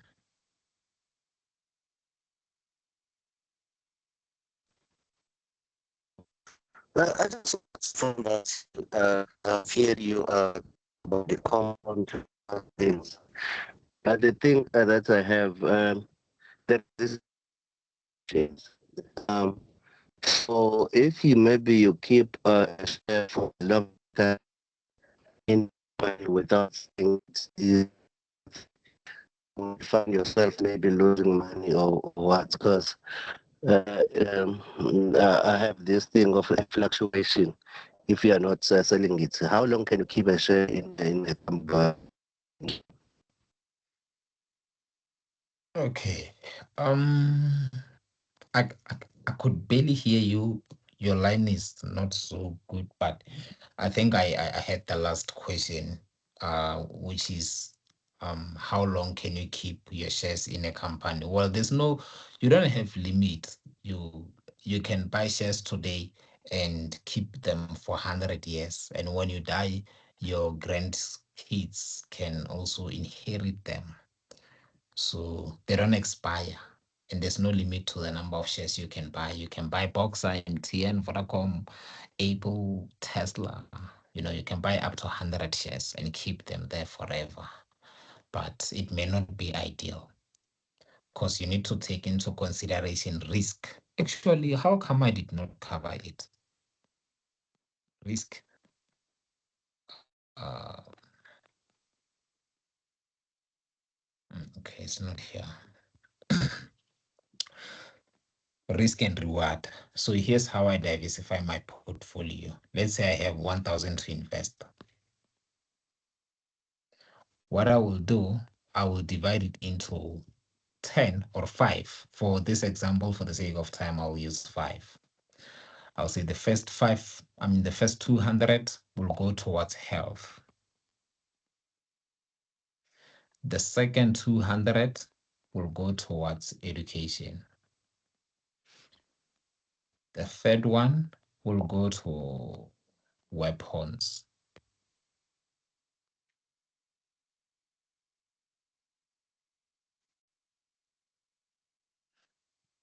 And the fourth 200 will go to housing. And the last one, I invested into tech. So you can diversify it based on your preference, but you never put your eggs in one basket. You never put all your money into health. You never put all your money into education. You never put all your money into weapons or housing or tech. You diversify your portfolio every chance you get. So yeah, I hope I answered that question that you asked earlier, the first one. So do you have another question? Does anyone have another question?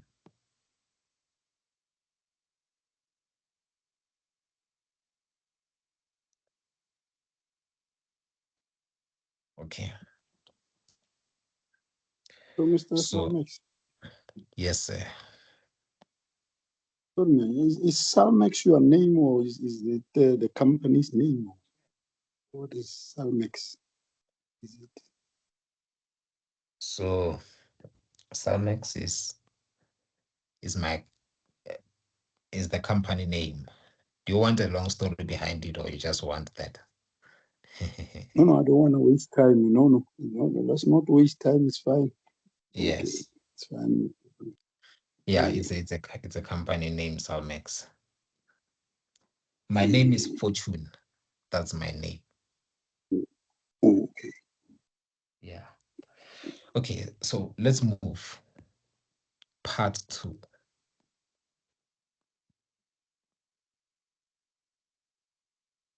By the way, I have a book on the way, guys.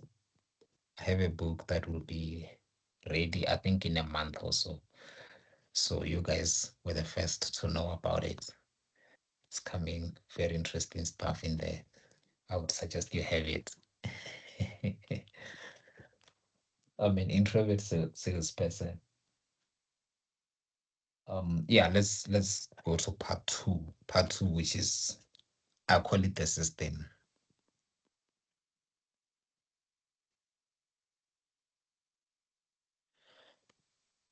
Usually we start here, but today is the last one. We'll do things different. The system consists of 3 key players, three actually. Number 1 is the government. Number 2 is banks. Number 3 is the Reserve Bank, South African Reserve Bank. There's a difference between Reserve Bank and Revenue Services. Reserve Bank is not SARS. SARS is responsible for collecting taxes. Reserve Bank is responsible for printing money. So Reserve Bank print money and give it to the government, and the government give it to slaves, and the slaves pay back through taxes, and those taxes are collected by SARS, and they submit them to the Reserve Bank. So, but you're about to understand it now. And number 4, you have, which are not the key players, they're the slaves.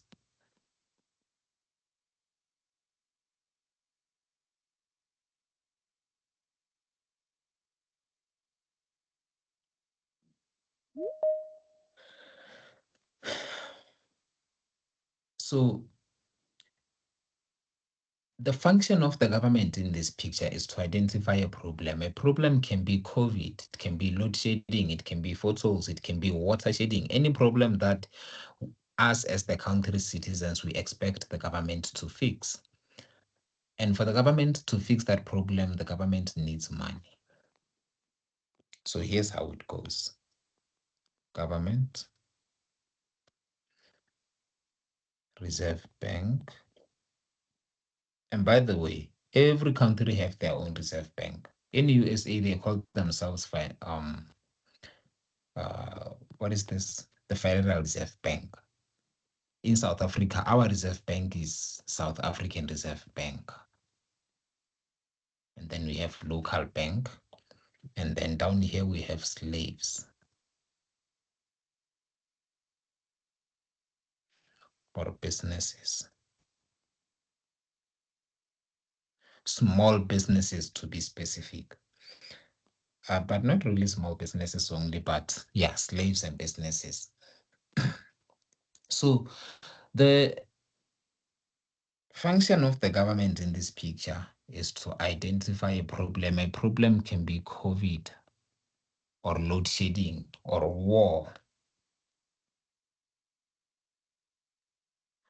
or xenophobia.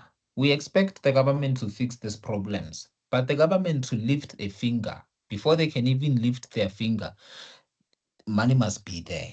But the problem is they don't have money, these guys. So they go to the Reserve Bank. They go to the Reserve Bank with what? With bonds.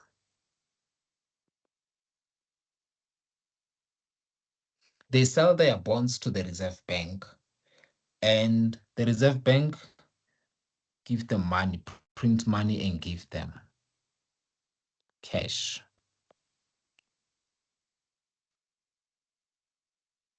Yeah. So the question is, where did the Reserve Bank get money from? Especially because they call themselves reserve. Do they have reserves sitting somewhere? In the US, it's a joke. They like to joke about Fort Knox. So apparently all the gold that the US government own is supposed to be kept at Fort Knox, but that place is rumored, is allegedly empty. So it's just so insane. Because just last year they were revaluing their gold. It's funny because we don't know what they were going to. They were revaluing something that is not even there. But that's power play. So yeah, they don't have any reserves sitting somewhere. They print, the money is created the moment the government goes to the Reserve Bank and asks for that money. We cause a strike, we cause xenophobia, we cause war, we cause COVID. We don't have money to fix those things. The government will go to borrow money. They borrow money from the Reserve Bank, or they can go to the IMF or private companies, anywhere. But the Reserve Bank is the one that is always ready to give the government that money. So the Reserve Bank, they just type on their computer, send to the government or to the treasury. Reserve Bank don't have any money sitting anywhere. They don't have a balance of a certain amount. It's just empty. Money is created the moment the government goes to the Reserve Bank to ask for it. That's why they say money is credit. So now, let's say this is COVID. The government wants to give us 350. They go to borrow 500 billion from the Reserve Bank, and the Reserve Bank will give them money, and then they have to distribute that 350s to us. How will they do that? We can't just go to the Treasury Bank and queue there for 350. And by the way, while we're still on 350, I noticed something that is very surprising. I haven't used my Time Bank account in like more than 5 months or so. Yeah, there was a point where they deactivated it, and then I had to activate it while I was at the mall. So last week I received 370. And back in the days during COVID, when everyone was hyping over 350, I was one of those guys who applied, but of course we never qualified for it. It's only now that I got that 370 from SASA. Is that normal, guys? Has anyone received it? Or cause I got 370 and the reference was SASA.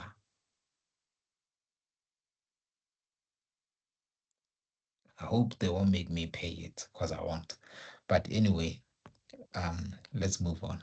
So the government now have to distribute the 350 to us, so we can't go and line up at the Treasury Bank. I mean, at the Treasury office.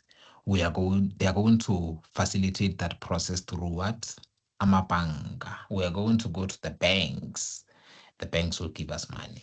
Going to go to the banks to line up there for 350 for businesses to borrow money. But for this process to happen, the Reserve Bank, they have to cut what? Okay, wait, before we even come to that. So now that that money is in the hands of the government, they have to distribute it to us, the slaves. They have to give us the 350s, and businesses have to borrow money because things are bad. It's COVID. People are getting laid off, you see. So what the government will do for people to access that money from the banks, they will have to cut interest rates so that everyone can afford it. So when they cut interest rates, they're actually printing money. This process is called money printing. So before cutting interest rates, who cuts the interest rates for the money that was made out of thin air? The Reserve Bank, they cut interest rate. They have what? Repo. They cut repo rate. And as a result, commercial banks, our FNB, ABSA, Nedbank, and all these other commercial guys, they will cut prime rate. I hope it makes sense. So now let me unfilter it. The government creates a problem here. They create COVID, they create war, so that they can go to the Reserve Bank and ask for money. The Reserve Bank will print money because now the government have the reason to print money. They have a valid reason to ask for money. So the government go to the Reserve Bank and the Reserve Bank print money. What do I mean print money? Money, it doesn't exist. It didn't exist before the government went to the Reserve Bank. So the Reserve Bank, they just typed on their computer that money left or an invoice or a check. Here's a check. Let's type it. Let's print it. Take the check. Now the money is in the hands of the government's hands, right? It's in the government's hands. And that's where corruption starts. They start to steal it. They start to put it under the mattress and all of that. At an expense of who? People's lives, because they cause COVID, they cause war, they cause load shedding, just so that we can cry and they can go to the Reserve Bank and borrow money and distribute that money to us and say they are saving us. Fuel is expensive, fine. Don't worry, we will go and print money, and then we will say we're gonna cut their fuel price. We're gonna subsidize them. That's what they call it, right? We're gonna subsidize them instead of a liter being 30 bucks. We're just gonna make cap it at 25 bucks. We will pay the 5 rand for you. That's what happens here. So once you start to understand that if they don't have a problem, they can't print money. You start to see that these guys have to constantly have problems so that they can print money. So when you see war, this is a problem. Of course, it lowers your vibrational frequency because fear, hatred, victimization, pain is all over social media. You see, you can never vibrate at a state of happiness with all this. So they keep you at that vibration so that you can't think. And if you can't think, they can control you. That's where it starts. So when you see war, understand that people are dying, but this should be an opportunity for you to benefit because these guys are printing money. This is wealth transfer. If we don't have war, they will create war. If we don't have COVID, they will create COVID. If we don't have load shedding, they will create load shedding. If we don't have xenophobia, they will fund it. You see, so you start to see problems different now. So that's how it works. But if they want to borrow that 500 billion because they want to borrow it, they have to pay it back. But who's going to pay it back? That's where taxes are going to come into play. So the total money that our government owe to their lenders now is 60 trillion. Meaning the government printed up to 60 trillion rand. We are only 60 million in this country.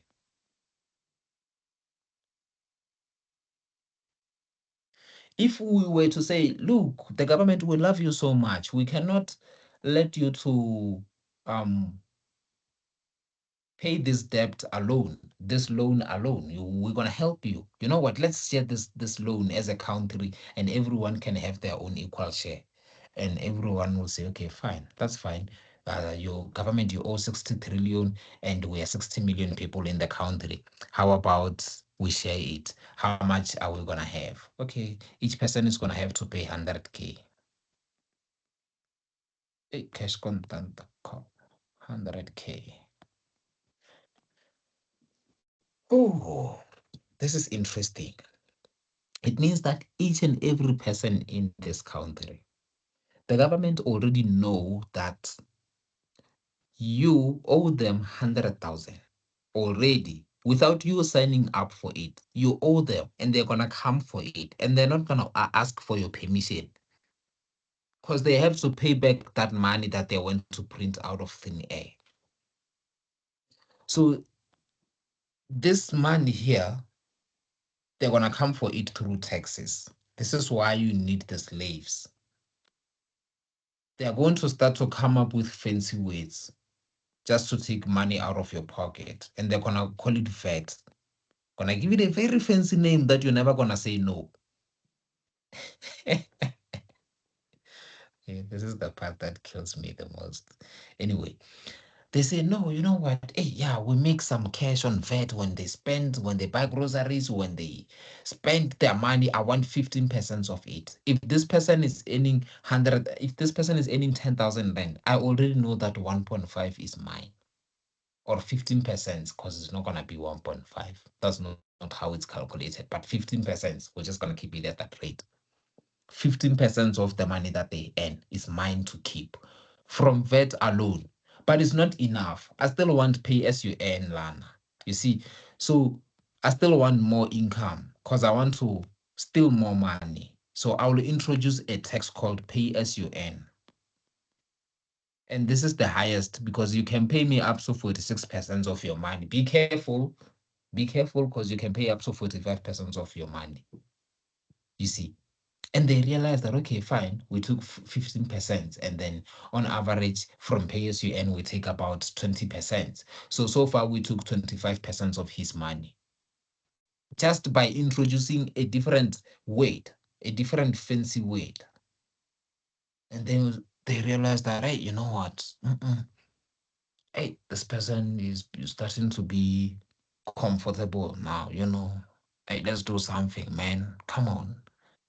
Um, let's come up with a fancy word. Let's call it company tax. You will see they will pay. They just you know what? These people, they just gonna say, yes, okay, of course, we will comply. And if we don't comply, you can come and arrest me. If I don't comply, come and take my house that I worked hard for. Come and put me in jail.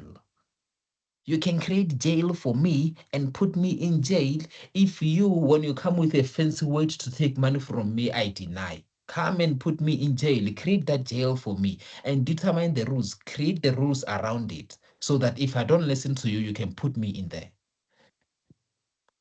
Let's call it company tax.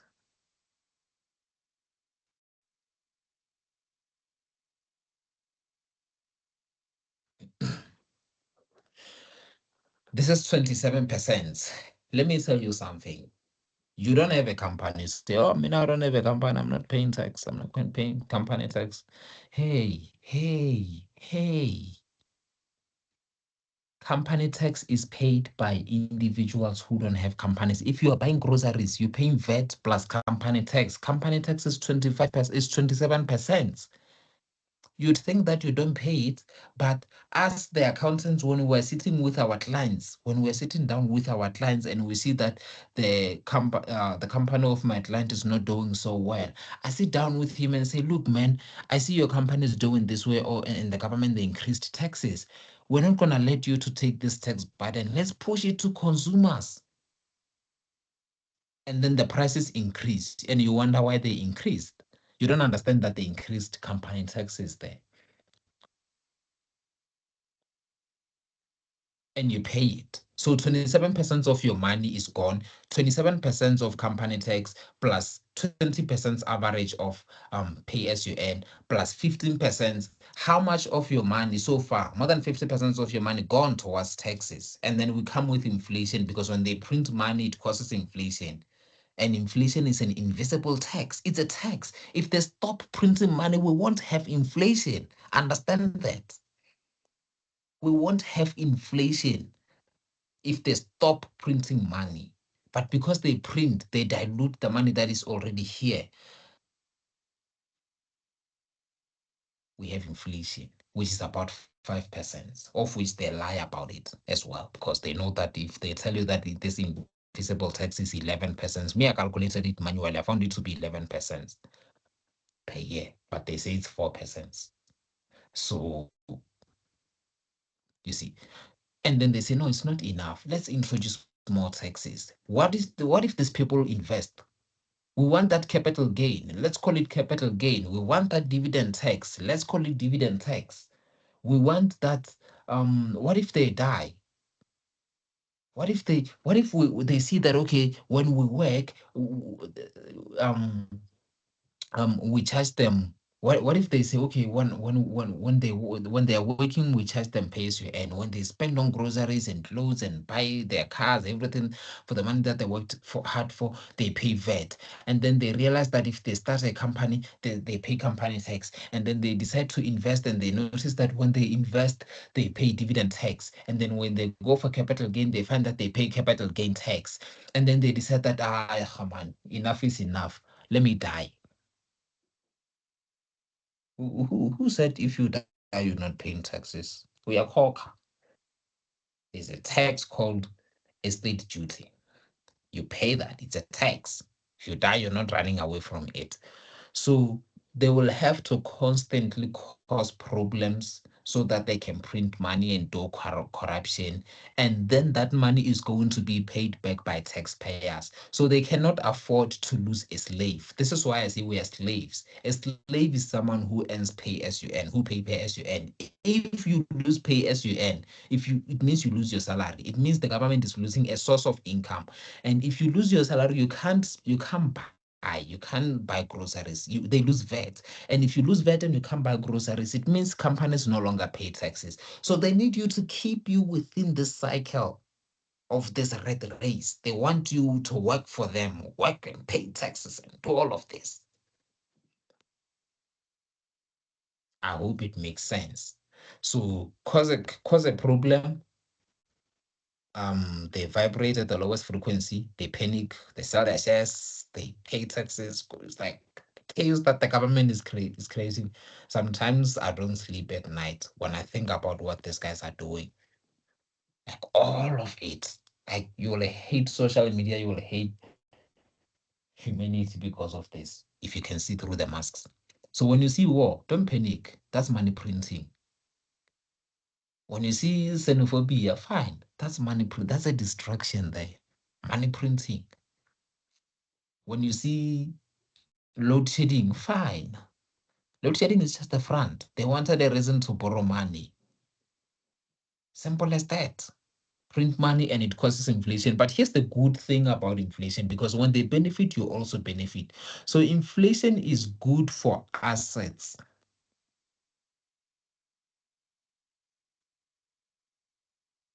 What was I doing there? Who was I trying to impress? Let me erase this.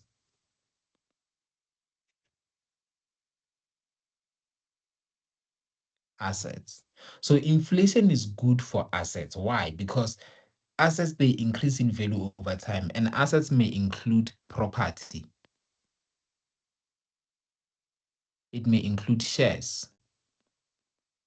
It may include crypto.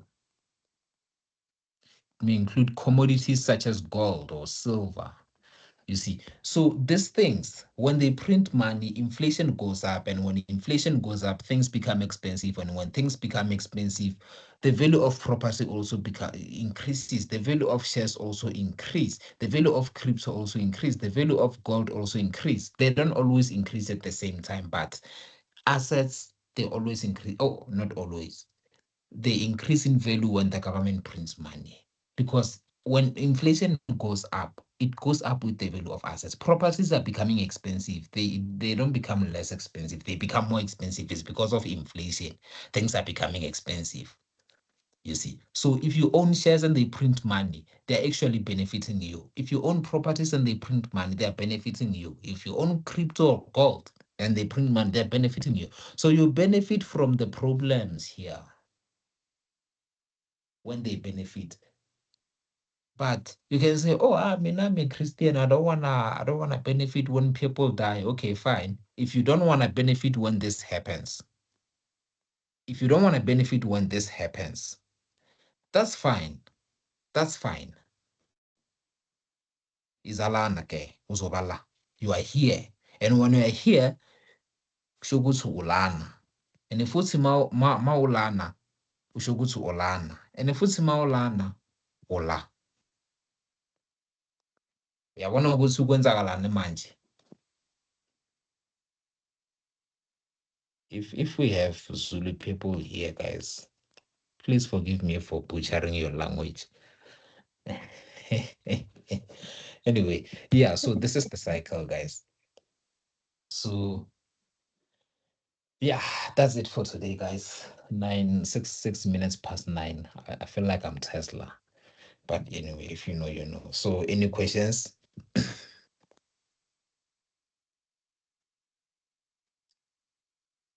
Mind I'm taking questions. Okay, how do we access the recording? So to access the recording, you just go to Teams and go to chat, and you will access it under our chat. You'll find this charts here, this charts, and you'll find the recording. So I can, okay, I see we have a hand. Mboniseni, yebo.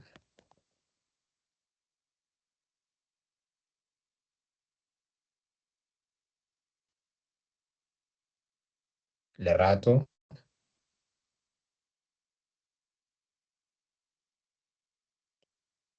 Okay, guys, you can unmute your mic if if your hand is up. Let me pause the recording and show you how you will Yeah. find it. You see, it says the recording will be saved to this meeting chat. All members of the meeting chat can access it for 30 days, meaning you can download it within 30 days. After 30 days, it expires.